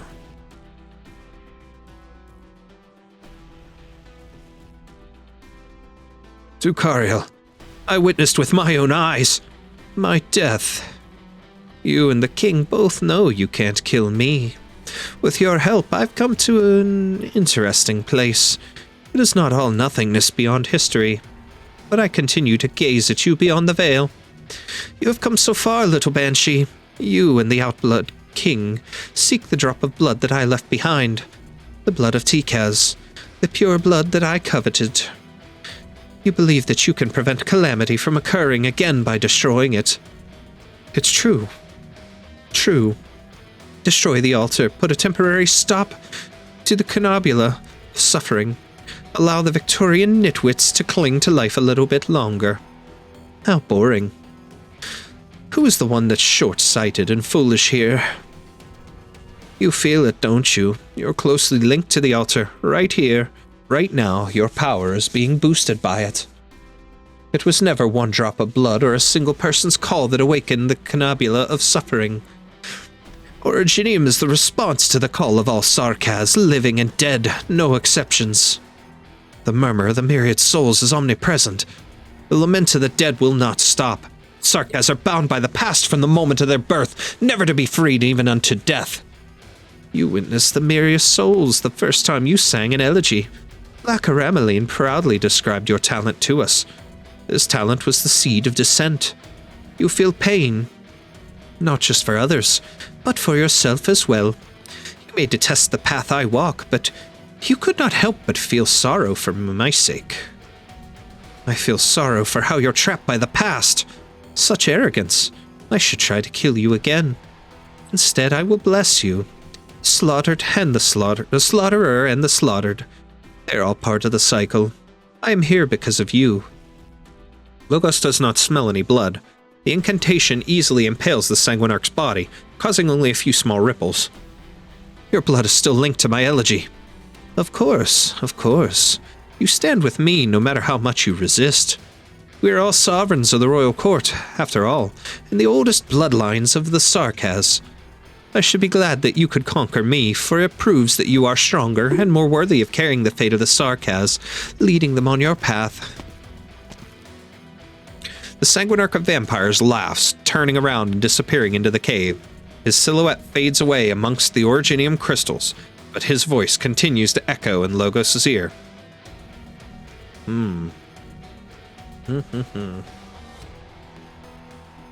Bless you, Hafanel, my vanquisher. Assimilate my blood, utilize my power. Let your hatred of me fuel your battles. You will walk in my place and witness in my stead how far the flames of Sarkaz vengeance will burn.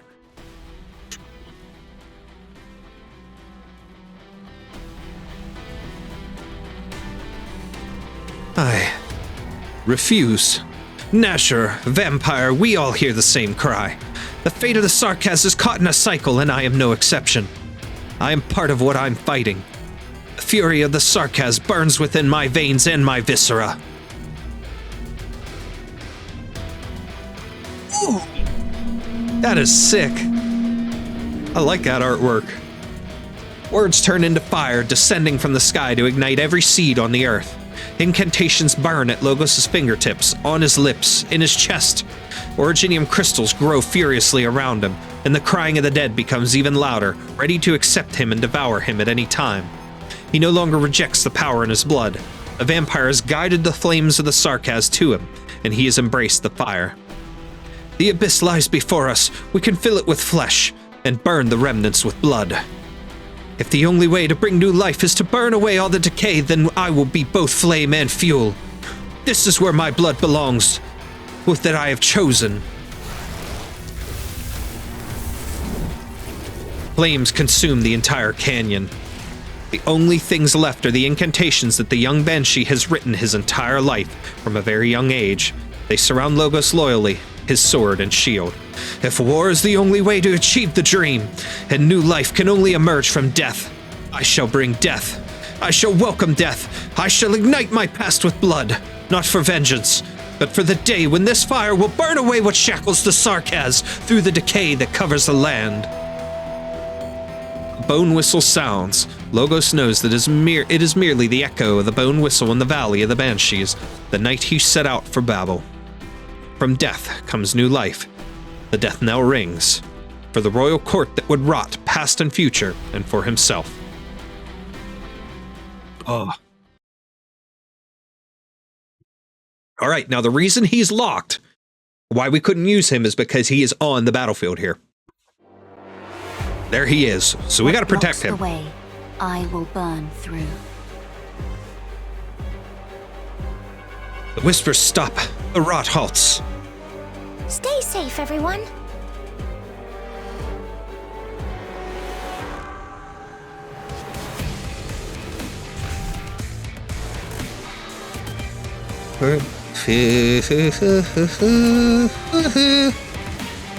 Please, trust in me.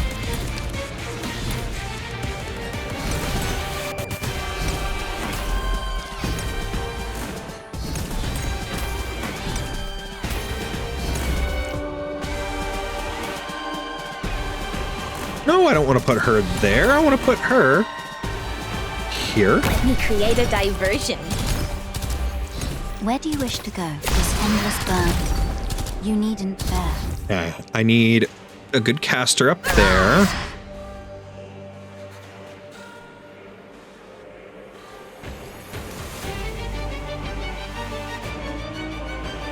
Put her there. 149 on this battlefield. This is insane. Time to activate him. Oh, he automatically does it.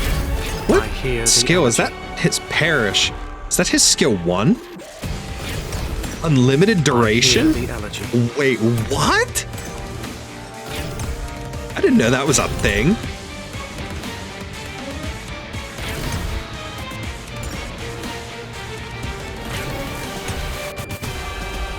No. We're gonna wait and use her, just in case. Wow, looks awfully dangerous. You call me out for this? We're just here pretty much to provide backup. This stage is pretty well done by him alone. Made reckoned for a rider. Anything outside the plan? I'll judge for myself.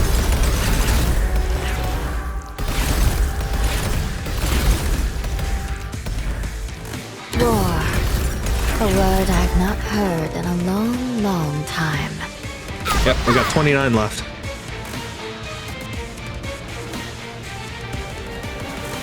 Ready to Actually, move. I'm gonna pull, and I'm gonna put Amia there, so I have another caster out. I think it really matters, but I'm prepared to fight.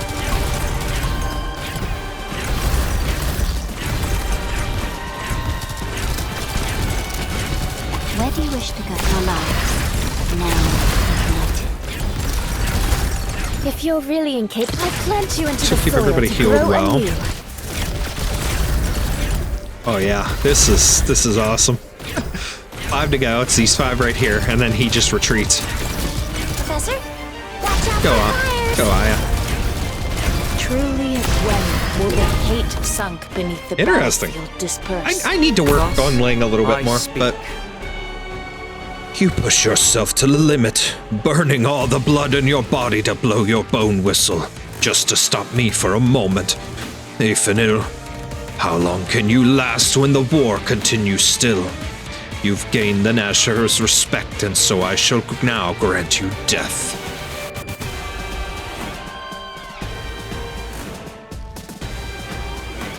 Mission accomplished. That's a neat stage. It's very interesting.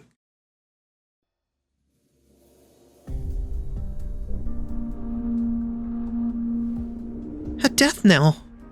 Logos' bone whistle. Bone whistle. Amia. I'm fine, Doctor. I'm just reminded of a lot of things. Logos really conducted himself as Lord of the Banshees when we were at Rhodes Island. He said he was no different from Scouter Misery, just another Sarkaz operator who believed in the ideals of Rhodes Island. The day we set out, when Logos put on his royal court garment, I sensed great determination in his eyes and great sorrow.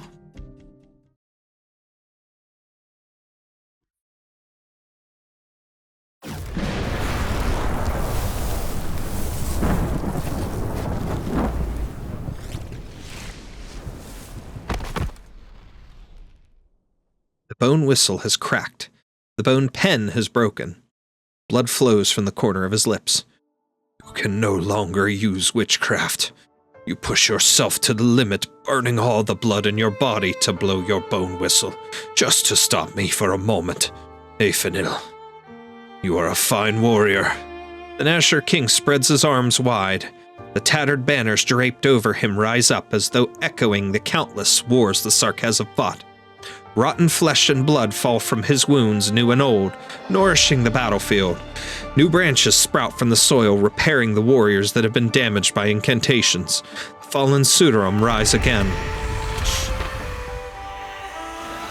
But you are not fighting one or a few.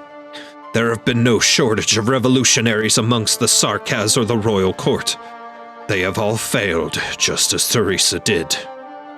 War is the great boulder destined to fall on top of the Sarkaz in the abyss again and again. And you've gained the Nazcherer's respect, and so I shall now grant you death. The Nazcherer walks atop mists of decay towards the young Banshee.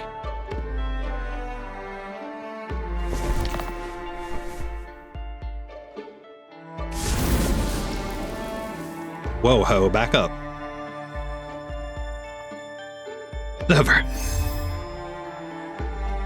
Banshee utters the final incantation, so soft it is almost inaudible. The cutting words become a tangible blade which he grabs with his hand. He cuts off the Nazcherer King's right arm. It's like he got so close, I'm like, whoa ho, back up. Theresa's sword grabbed. Full blast of the Nazcherer King's power hits Logos in the chest. He falls from the cliff. We fell off a cliff. I am under the water. Please help me. The ground made of originium begins to collapse. Logos pictures how the familiar ship treads mountains and rivers, its tracks giving off the same rumbling. He remembers the first time he came to Rhodes Island and stood shoulder to shoulder on the deck with Theresa.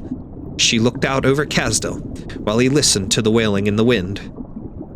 He remembers Mechanist hunched over, fiddling with parts, chiding Closure for wasting materials, Outcast and Blaze betting on how long it would last, and a robotic arm reaching over to grab his hat. He remembers Ace's bloodied palm by his shield and cup. Scout's palm was a little cooler, about the temperature of his crossbow, and he could tell them apart by shaking their hands and high-fiving. He remembers the doctor and Amia saying goodnight in the corridors when Amia suddenly stopped to ask him if he was ready to go to Londinium. He remembers Dr. Cowsit taking Amia's hand and bringing her between them. Theresa is gone. Amia is the new leader of Rhodes Island. Logos keeps falling until he is completely submerged in cold water. He remembers himself many years ago.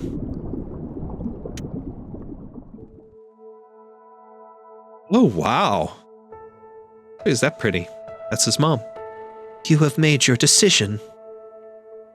Yes. I will stay at Rhodes Island and journey the land with the ship.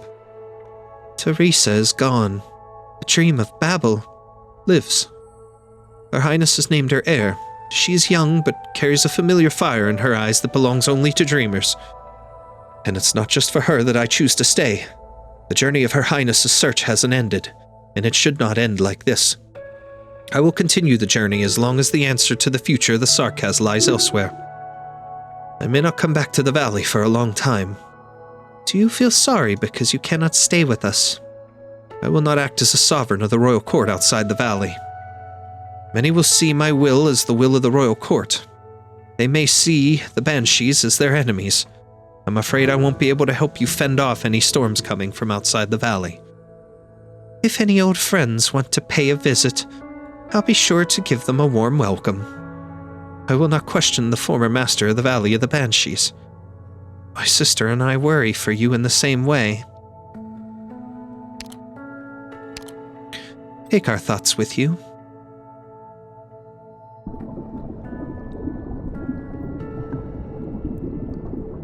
Song of the Banshees surrounds their young lord.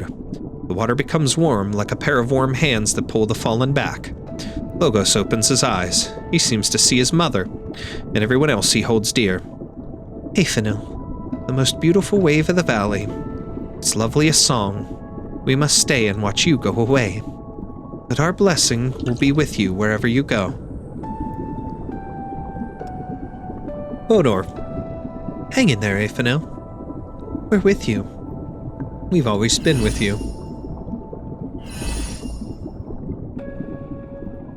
Power of incantation fills Logos to the very ends of his limbs. He opens his lips again. A song filled with power echoes on the river, reflecting the most beautiful wave. All the pursuers are compelled to stop.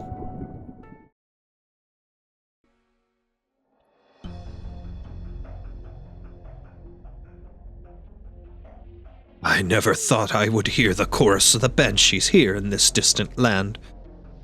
Ever is death accompanied by new life.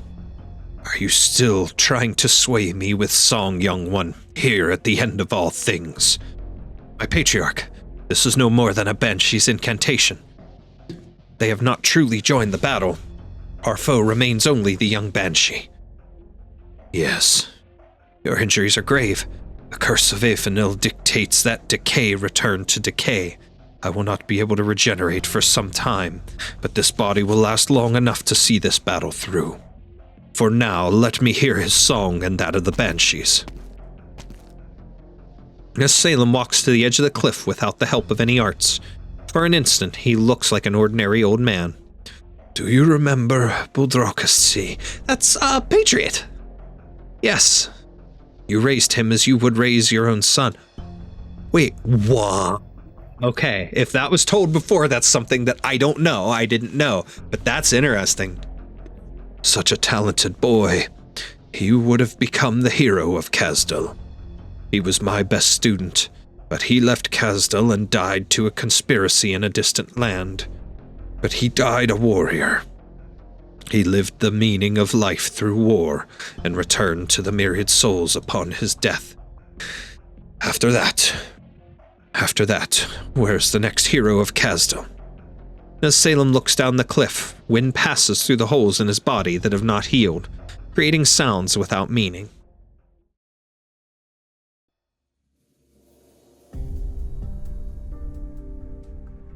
Dirge of the myriad souls has grown softer. LOGOS' bone whistles temporarily suppress the link between the blood of Tikaz and Originium. This is our chance. Dr. Calcit, this time, I won't let it slip from my hands.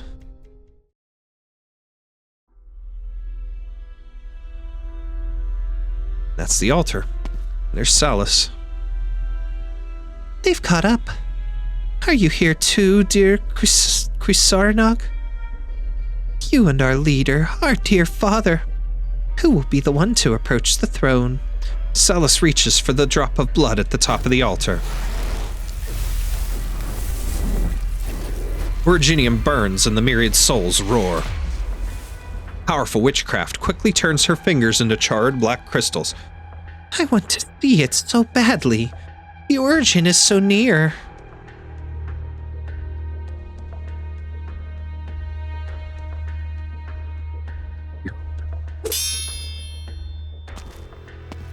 Shining! You've hid well. It took a long time to find you, too long. Traitor! How many have you killed on your way here? Not more than I killed when I escaped. The underground labs were full of the dead back then. Our dead. You ruined our leaders' plans at the Royal Academy of Sciences. The Victorians almost found out about it because of you. I wish he had never succeeded. Ha! That's not what you used to say. How dare you act high and mighty when you were the one who gave us your orders? The cave outside Londinium, all the research bases. Was there any part of it that you weren't in charge of? Leader was in Kazdal most of the time. You were the one who directed the research. You looked exactly like the leader with your mask on. I had no choice back then. No choice? What about the things you said when you took us to Londinium and had us don this mask? We were mere mercenaries, but we believed in the Confessare's teaching, believed in the first and final path that you preached. Our original sin, the sin that outsiders imposed upon us, will be washed away at its coming. Was that all a lie? I wish that was a lie. It wasn't a lie, it was real. All the leader's promises to us were sincere. The same for you, Quisarnog. Even if you strayed from the path, the leader and the regent are so close to victory. The freedom and power that have been lost for thousands of years are about to return to the hands of the Sarkaz. Kill me if you want. Go and see the leader, your father. He is waiting for you at the end of the path. They're all waiting for you. You will witness it for us, for every life that your sword took.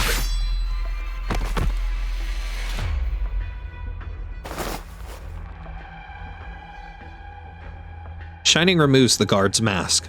She remembers the face.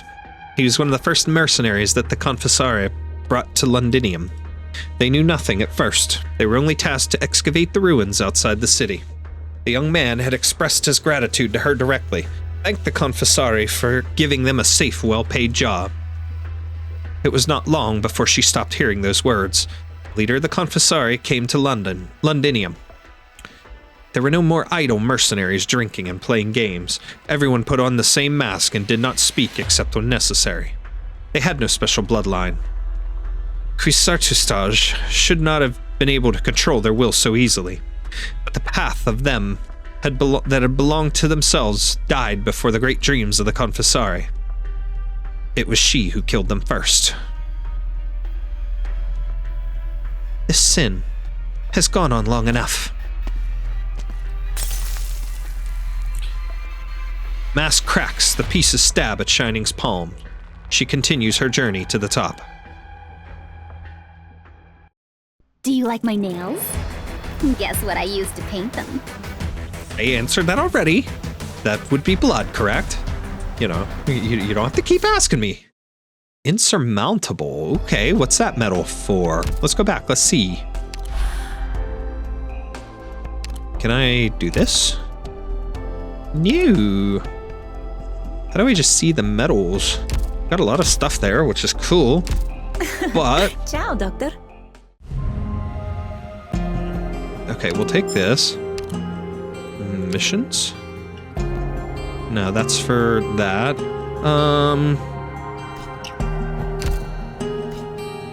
I guess we'll have to go back to the actual medal thing to see that. There we go. Let's scroll down here. Insurmountable. Clear stage 1411 in any environment with a 3-star rating. You witness the confrontation between 2 generations of heroes and the rage woven from ideals and arts. Okay, that's pretty cool. Neat. All right.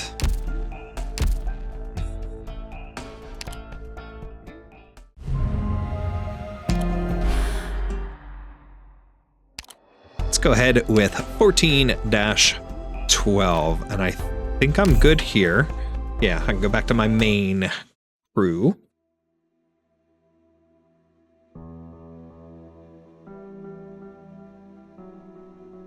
Sorry, Nog. Mama's here. It's all right. I just need to talk to your father for a bit. Didn't you want to look around outside? Just like the blue foul beast in your favorite story. The foul beast that can fly high, up into the soft, lofty clouds. You can do it. You should live a free life. I'm sorry, my dear child. Mama will get you away from all this.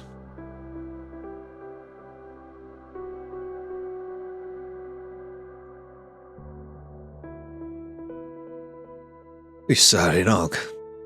Sarsinog. Enough hiding. I know you're there. You followed her in secret when she came to find me. You witnessed everything. That's good. You need not be afraid of the blood. You'll see much more in the future. Will I die? Of course, my dear. Look at this sword has pierced through my heart. It won't take long before the blood in this body dries up. Your mother wants to leave me because of some pointless delusions, and have you leave me as well. But how is that possible? We have long been bound together by the myriad souls. We cannot be separated. Go, child, touch your mother. Can you feel it, her pulse? This is the power of life, our cycle of life. Through rebirths like this, again and again, will our lives be perfected. I will always be with you. We shall never part.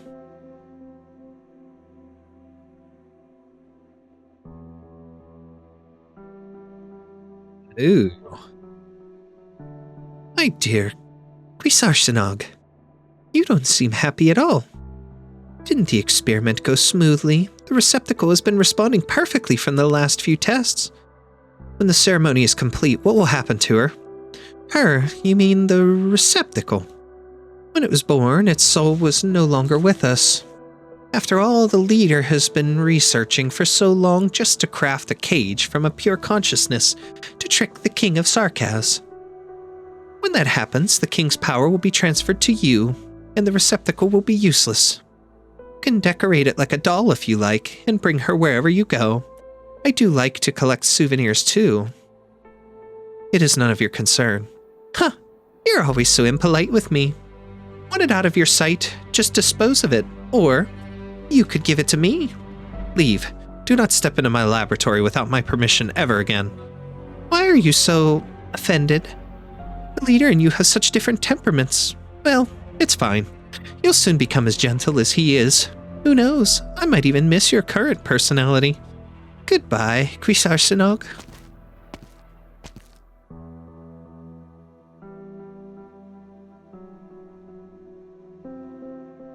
Receptacle. She looks through her mask at the girl on the stone bed, who returns her gaze. There's still work to do, and her father will not allow any delays. This altar, this laboratory, and the bloodline she was born into together form a cage around her. In the face of the Confessari's calling for the past several millennia, her sorrow and suffering are insignificant. She does not control her own limbs, they are extensions of her father's will. She cannot stop or leave this altar fiddling with life and death, nor can she drop the soul-engraving white sword in her hand. Suddenly, a drop of water falls onto her busy hand. Who is the one shedding tears here? Her, or the figure on the bed? Who should be completely unconscious? Distracted, she lifts her head, and she sees a blue foul beast fly out of the cave and into the dusk outside. Trying to limit saying those names because I really am probably butchering the pronunciations. I have no clue, but still. Cracks appear on the cage, a consciousness that should not exist, yearning for freedom it could not possibly have. From this, hope is born, a Confessarius and a pure white receptacle. Kwisarsinog and Liz, shining in Nightingale. Oh. Okay. Nightingale was the receptacle. I'm hearing a din of discontent. Do not worry, leader. Only a few enemies have broken into this place. They want to destroy the altar and stop the ceremony. Annoying pests. Send someone to clean them up. Surely I need not sully my hands with such trifles. Of course not. We shall eradicate all obstacles in your stead. The Confessarius leader looks at the girls dressed in white. She's so deep in sleep on the stone bed that she almost looks like she is not breathing. The receptacle's originium arts are stable. The ceremony will soon be complete. We're only a step away from Umnanum. Before Umnanum will open the path for you to the myriad souls. You will surpass the King of Sarkaz, supersede the myriad souls, and become the father of all Sarkaz. With our journey spanning thousands of years, this is how things should be. Before that, I will have to reunite with my kin to witness it together. Right on time, sister. I've been waiting for you. Interesting.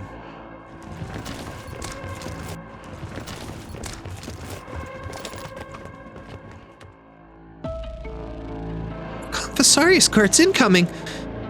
Marilla, let's part ways here. I can't guarantee I'll be able to keep you and your companions safe in our next fight. The road should be safer once you leave this place. If you're willing to do so, you can continue heading east all the way out of Victoria. Your Highness, I'll never forget your kindness, no matter where I end up. But what are you guys planning to do? This blade of mine is still usable if you need it. Don't worry, we have our own mission and we're set on it. Please, take care of yourselves and then, I hope you can live the life you want to live. Your Highness. Marilla takes a step forward and kneels on one knee before Amia.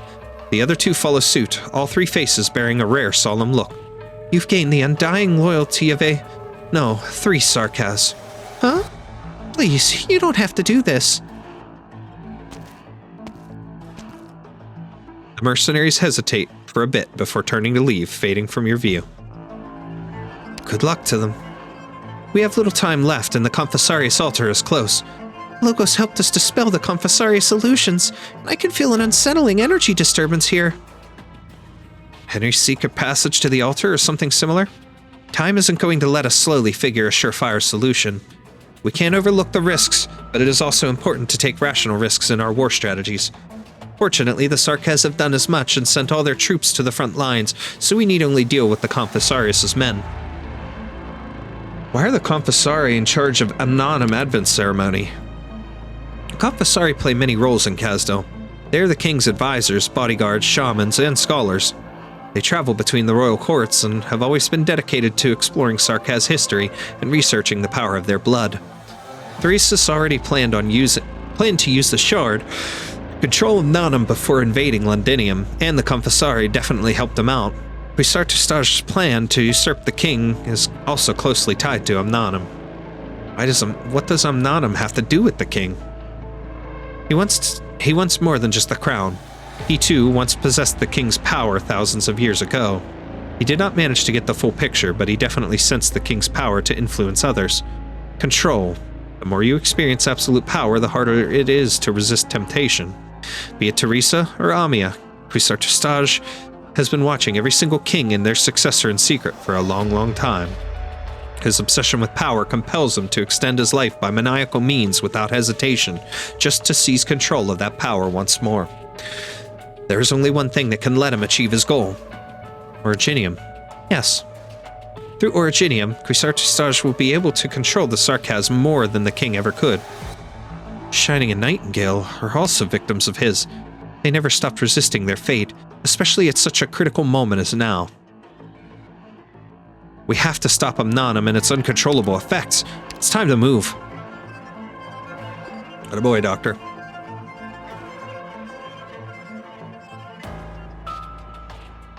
Monster, hold off our enemies. Amia, destroy the altar. Dr. Calcid, I'm sensing something's up. I can't quite control the king's power. That altar's influencing. I've told you before. We've been researching the crown for thousands of years. But you, how long has it been since you learned how to use it? I welcomed you all to bear witness to this grand ceremony.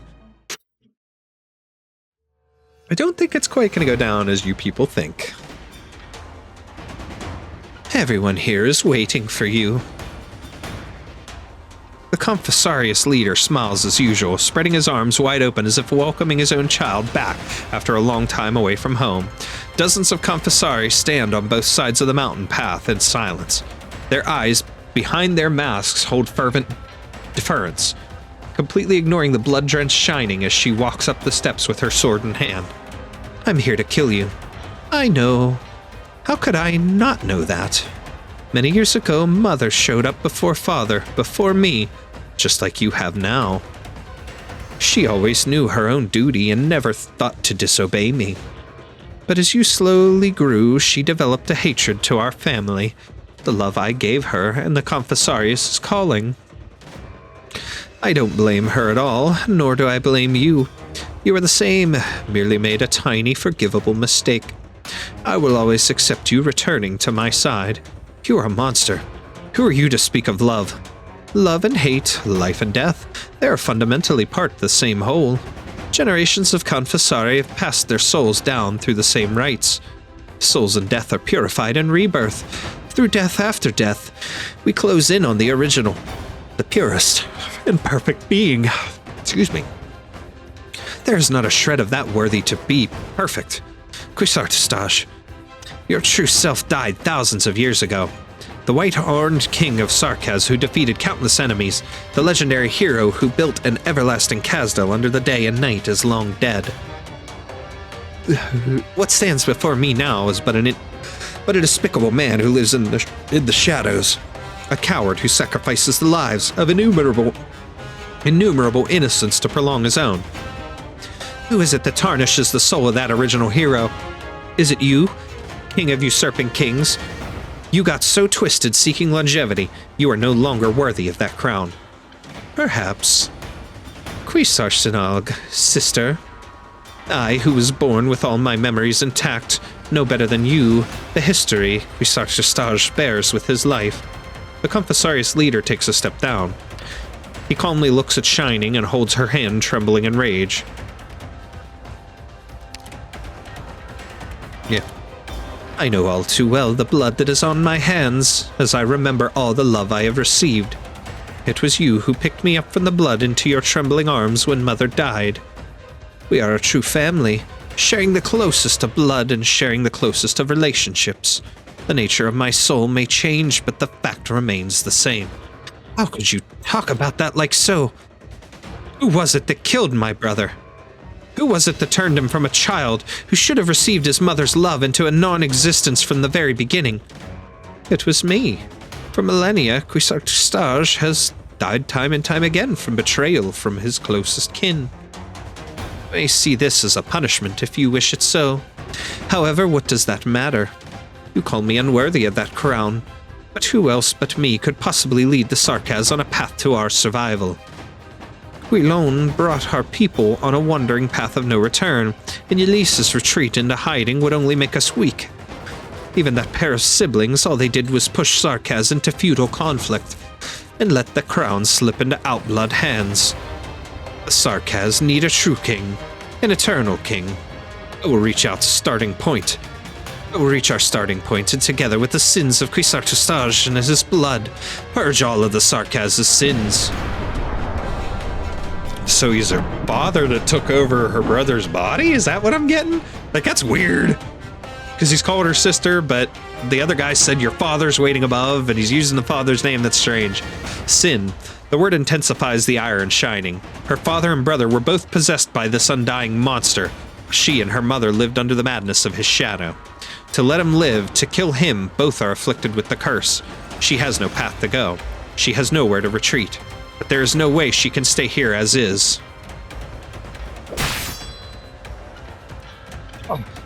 You made your move. Very good, Wis'adel. I'll kill you. And then kill yourself? Is that what you call severing the bloodline's curse? The same stupidity I see. Wis'adel grips shining sword with hand. Blood trickles down the pure white blade and stains her hand. A shudder rises from the depths of her soul. An overwhelming force flings Shining into a crystal tree. The sharp black branches pierce through her abdomen. Fresh blood gushes down and converges with Wis'adel's blood. The ancient tree, long crystallized into originium, bursts a sudden pure white glow. In just a moment, countless little moons rise to the top of the tree. Every confessarius begins to sing. The myriad souls lie prostrate. Howling knocks on the door from beneath. Tangible usurps the intangible. The black crown imprisoned, the offender perpetually innocent. Because kings are born before immortality.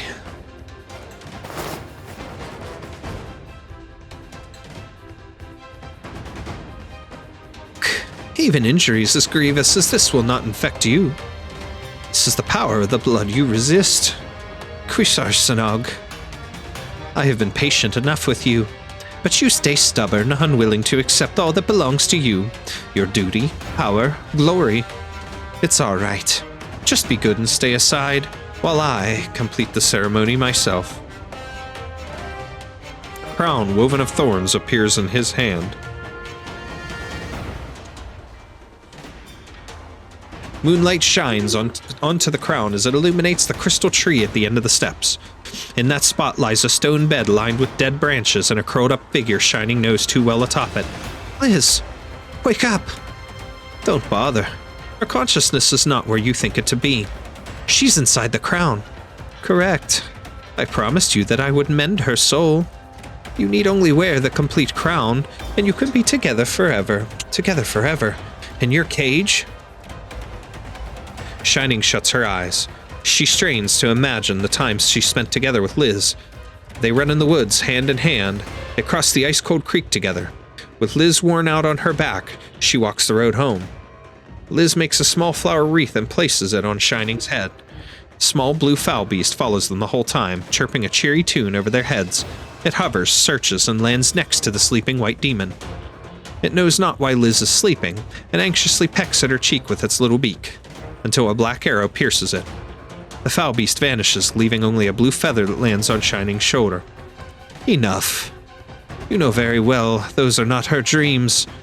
Even if those memories were fabricated, They are fabricated, so why not accept your own power and reshape her memory once more? Liz is Liz. She should be free. I will never shape her soul as I please ever again. Wishful thinking. My fragile child indulging in fantasy. You are that blue foul beast thirsting for freedom, yet imprisoning yourself. I prepared everything for you. A perfect body, an ancient power. All you needed is to accept. But you betrayed me. You abandoned everything that belongs to you, and then... what did you gain? You sorely disappoint me. A new life. I was reborn into a new life after leaving you. Not as the Confessarius, Quisarsenog, nor a puppet of my bloodline, but as Shining. As a member of the Followers. Blue feathers prick her wounds. The slightest of stings momentarily rouses her from her bloodline-induced paralysis. Come. Now is the time. Find me. Find this tree. If it were you, you would certainly make it.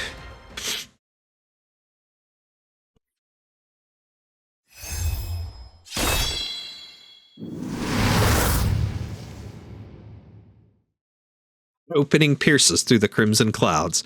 The sunlight pours down. Everything around her becomes increasingly brighter.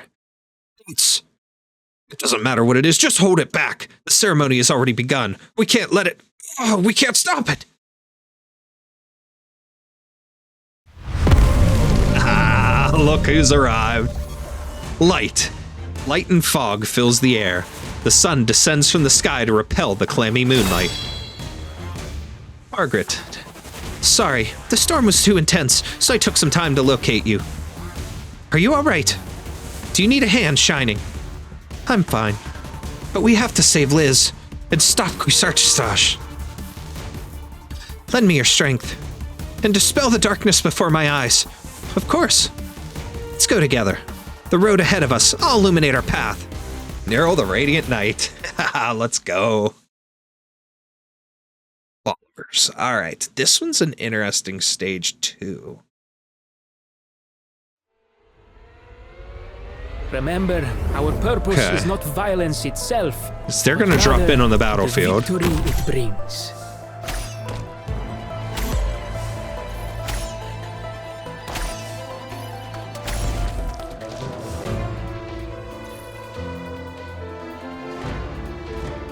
Let me create a diversion.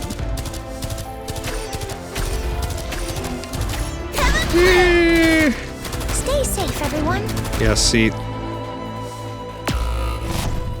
Your lives are mine to protect.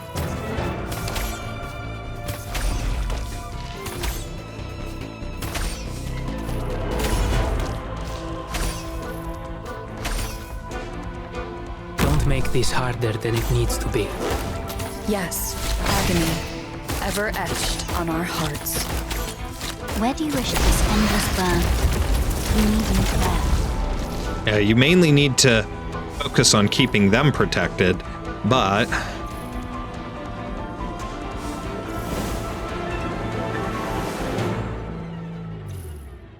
I'm gonna put Nearl here. A word I've not heard in a long, long time.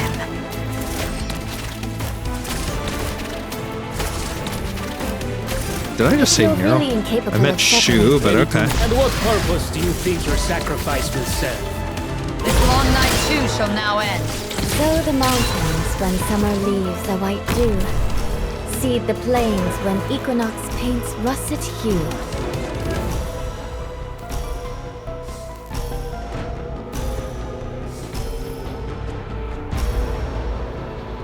Wow, looks awfully dangerous.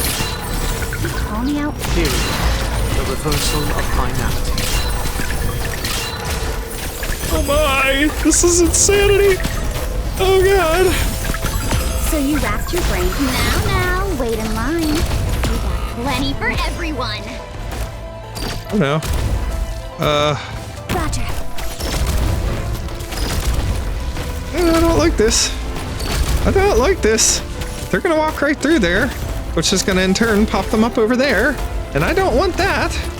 I need people. Okay, she's taking care of them. That's interesting. Okay. Bravo. All the best. Okay. I didn't know that was a thing, but all right. I'm glad I put her in that position. Away. Oh, son, bow to me! Bye-bye. Last one. Let's put her back out. Screw it. Why not? Boom. Let's go. I have no idea what I just did with my hand. I'm weird. I just did some, like, weird idle stuff. Nice. Here you are.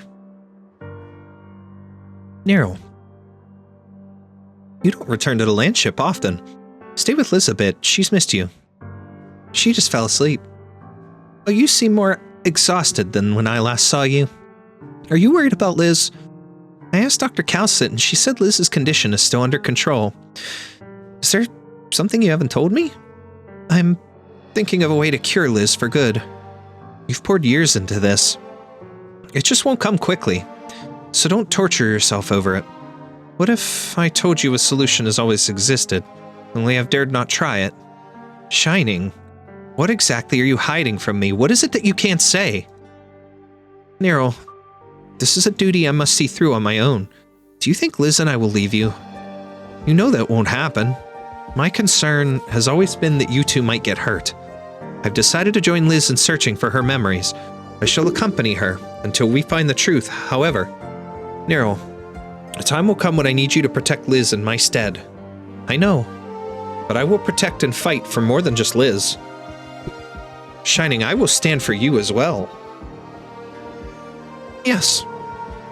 We have always stood by each other. The followers are as one. My oath remains unchanged. Margaret Neal and her sword staff will be there for you whenever needed.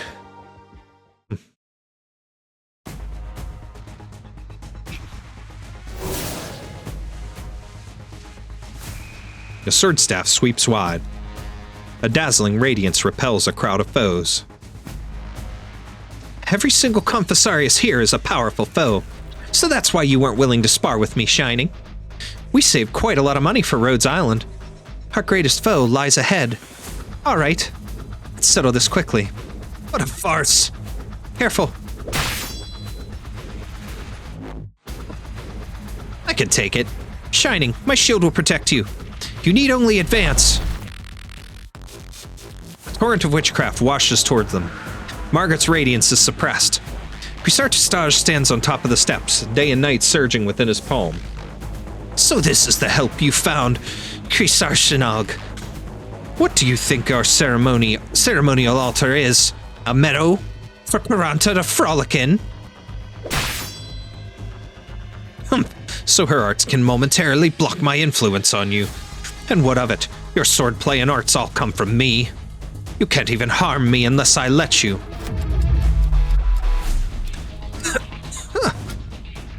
Everything's slowed down? His arts affect the perception of time, or is it something else? Shining!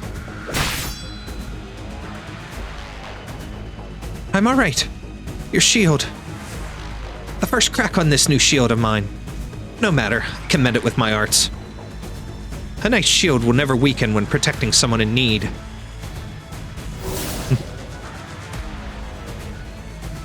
The detestable light. Puny fool, I've killed so many Pegasi like you. I've stopped counting.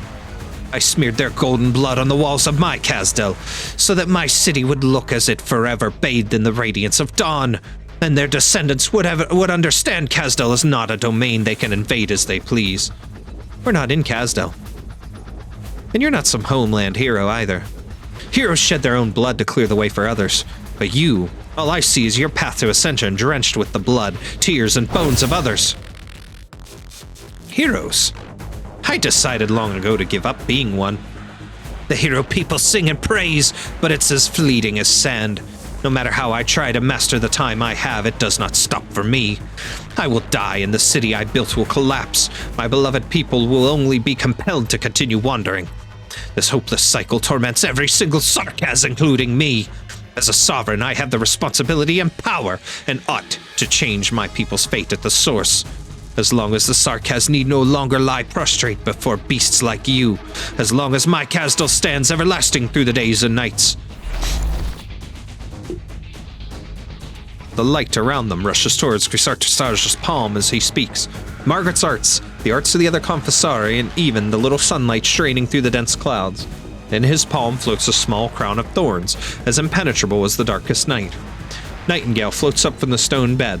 Her eyes are still shut, her limbs lack strength, but her arms involuntarily open.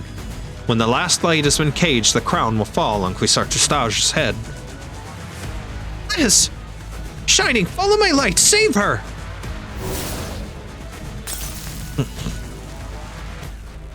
Sharp spear of light tears a path through the witchcraft barrier. Shining arrives before Quisartustage. Night descends like a cage, and the only light comes from her blade. The soul glimmers on the tip of her sword.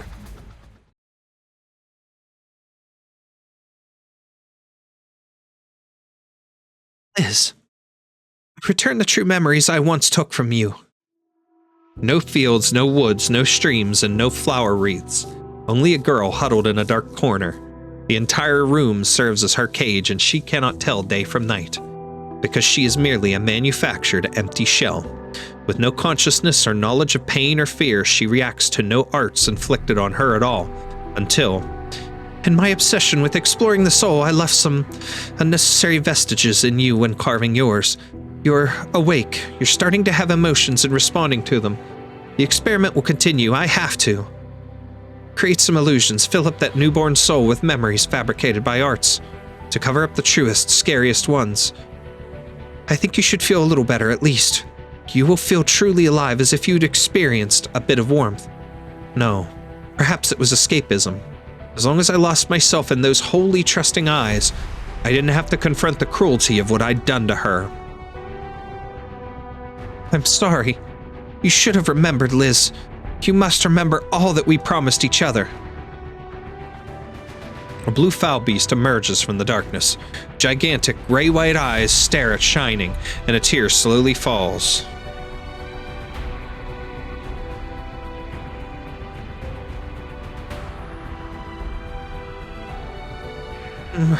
The girl in the air floats down.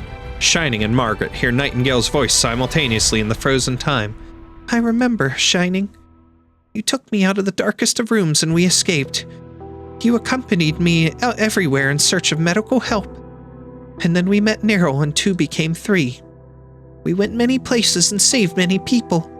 You often sighed with knitted brows in the middle of the night. But once I opened my eyes, you shifted to the warmest tone I know and told me about the beautiful things I missed on our journey. Nearl tried to teach me how to dance a few times. She'd hold me and spin until I couldn't move anymore. And the 2 of you would help me, taking turns carrying me. When I'm at your side, it's as if I really can fly. The 2 of you have made me what I am now. I am a member of the followers and a healer. I'll protect you both too, and fight alongside as well to sever the greatest sins, to save those shrouded in the eternal night. This is what the 3 of us promised each other. Ooh. Whoa! Nightingale lands on the ground. Her staff and body emit an intense light. The giant cage appears and catches Quisartustage's body within. Soul was completely under my control. Why is this cage? I have a name. I am Liz, and I am your enemy. Quisartustage, I'm stopping you because I don't agree with a single word you've said. You!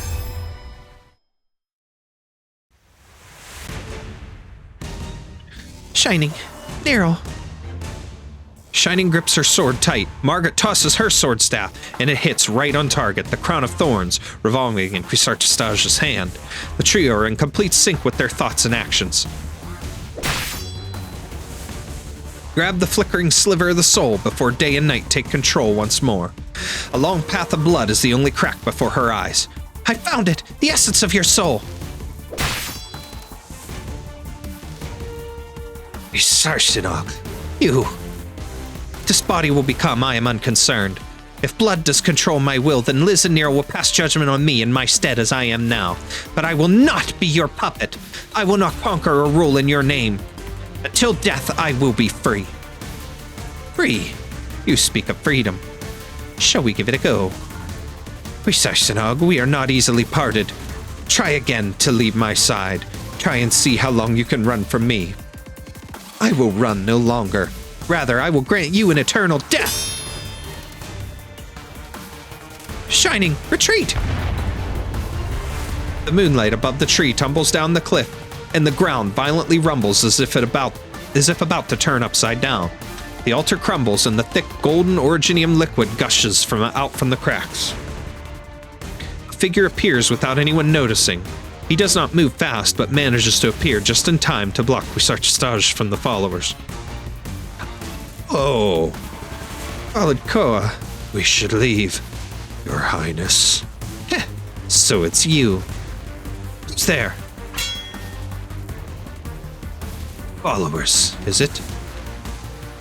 In this era where valor is scarce, your radiance bedazzles. We shall meet again. The guy from the cave. Validkoa and Wis'adel's figures blend into the remains of the altar. The other Confessari follow suit. The crown of thorns shot out of his hand earlier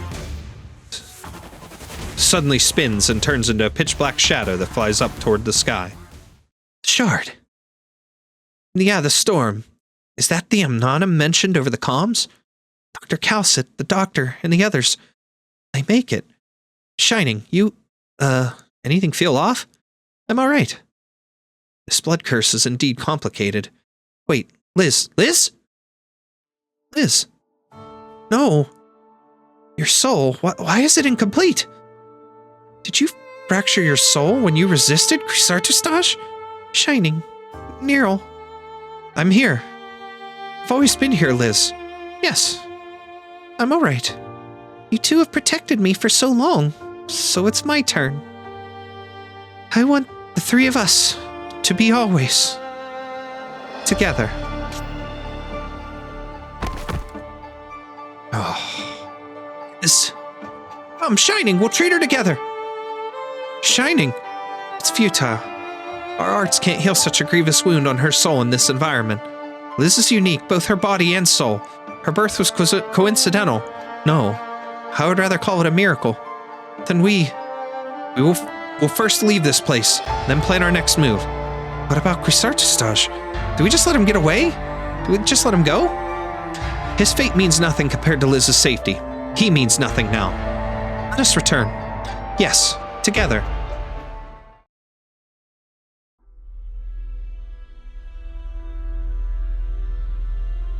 Leader.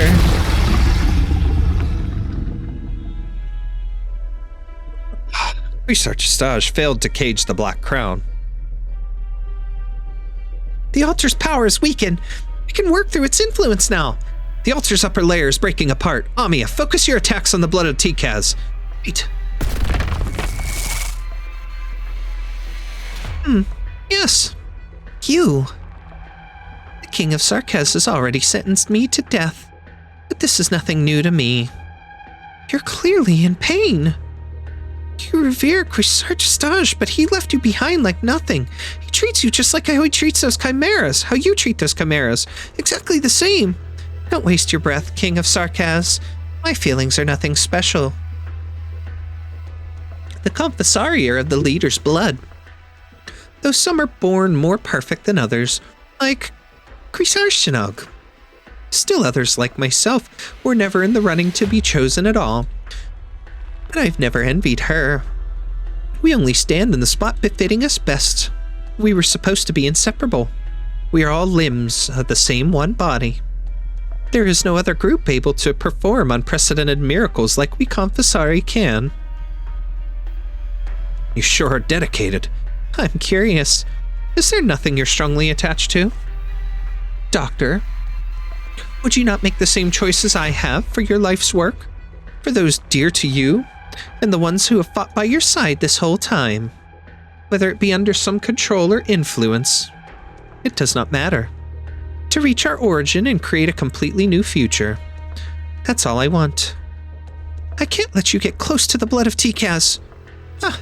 Oh.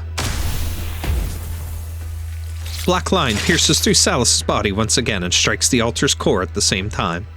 The blood of Tikaz stills. I'm so close. Amiya, stop her! She's going to ignite.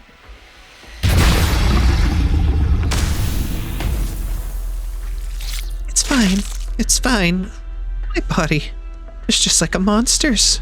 She stretches out her broken hand towards that drop of blood.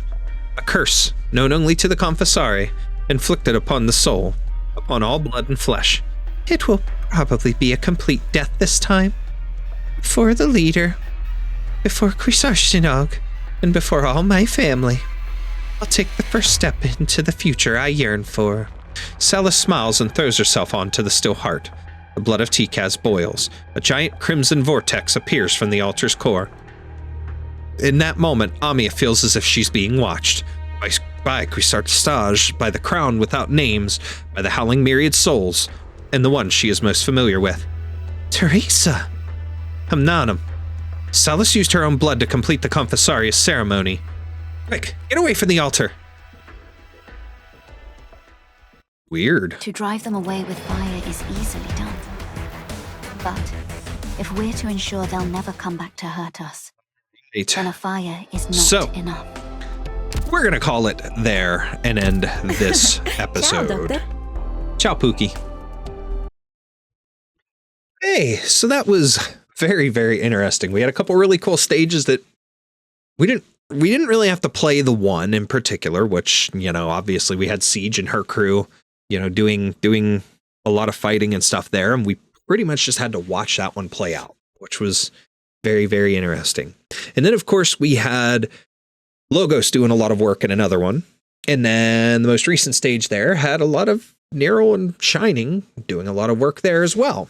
But you could still help fight and still do things. And as I said there during the stage, I was actually really happy that I put Wis'adel where I did because of the fact that she was helpful in defeating those little creatures that were popping up there. Between her skill and just her regular attack at the end helped really, really well. But overall, that was a couple of really cool stages, but also a lot of story-heavy implications and things. And again, those weird names for like Shining and her father, brother, whatever the heck that character was, the names are so hard for me to pronounce. I have no idea if I'm saying them right. I'm probably butchering them so badly, and for that I apologize. But that was an interesting additive story bit there. And the fact that we went from Amiya and Logos and Calcit and Doctor and all the, like, their part of the story to Siege and the Exemplars and everybody fighting there, and then jumping to, and you know, just all this kind of bounce around, but telling all these different pieces of the story all over the battlefield. It's sometimes difficult to keep up with, but it all pieces together and it all makes sense, which is really cool. Now, I did find a lot of really cool moments in these couple of stages here that really amped me up a little bit. And like with Logos fighting Nezzsalem all by himself was incredible. That was a heck of a battle. But in the end, everything is kind of still going in various different directions. We've got him now kind of like he's in the water and stuff, but Fonor Zero, the new robot, found him, and it seems somehow related to his mother, which is crazy, Lacker Emmeline. But then you've got now Amiya and Doctor and Calcit are at the altar, and this Salas completes the ceremony by sacrificing herself. How is that possible, and how's that going to affect things now? Could be another negative turn, but as always, our heroes figure out the way in the end. So we'll see how they figure things out. We'll see how they solve this puzzle. And now that Shining and Nearl and Nightingale are all leaving their area and heading off to take care of her, who knows what's going to happen there? Are we going to see them again the rest of this chapter? Or is that little portion of the story done since they chased off the former king at one point? Other than that, this was a lot of very crazy story heavy, but we didn't see one thing that we did not see in these groups. We didn't see anything with Wis'adel, Inez, or Hoder. That little crew, that's kind of been pushed off for now. So hopefully in the next episode, we'll get to see more of them. For now, guys, that is it for this particular episode. As always, I appreciate each and every one of you for taking the time to watch this video and to hang out with me. Again, I apologize for my poor pronunciations if I'm mispronouncing things. But please make sure to like the video, subscribe if you can, if you're new, to help me continue to grow and bring you more cool Arknights content and other things. And with that said, that's it for this one, and I will see you guys next time.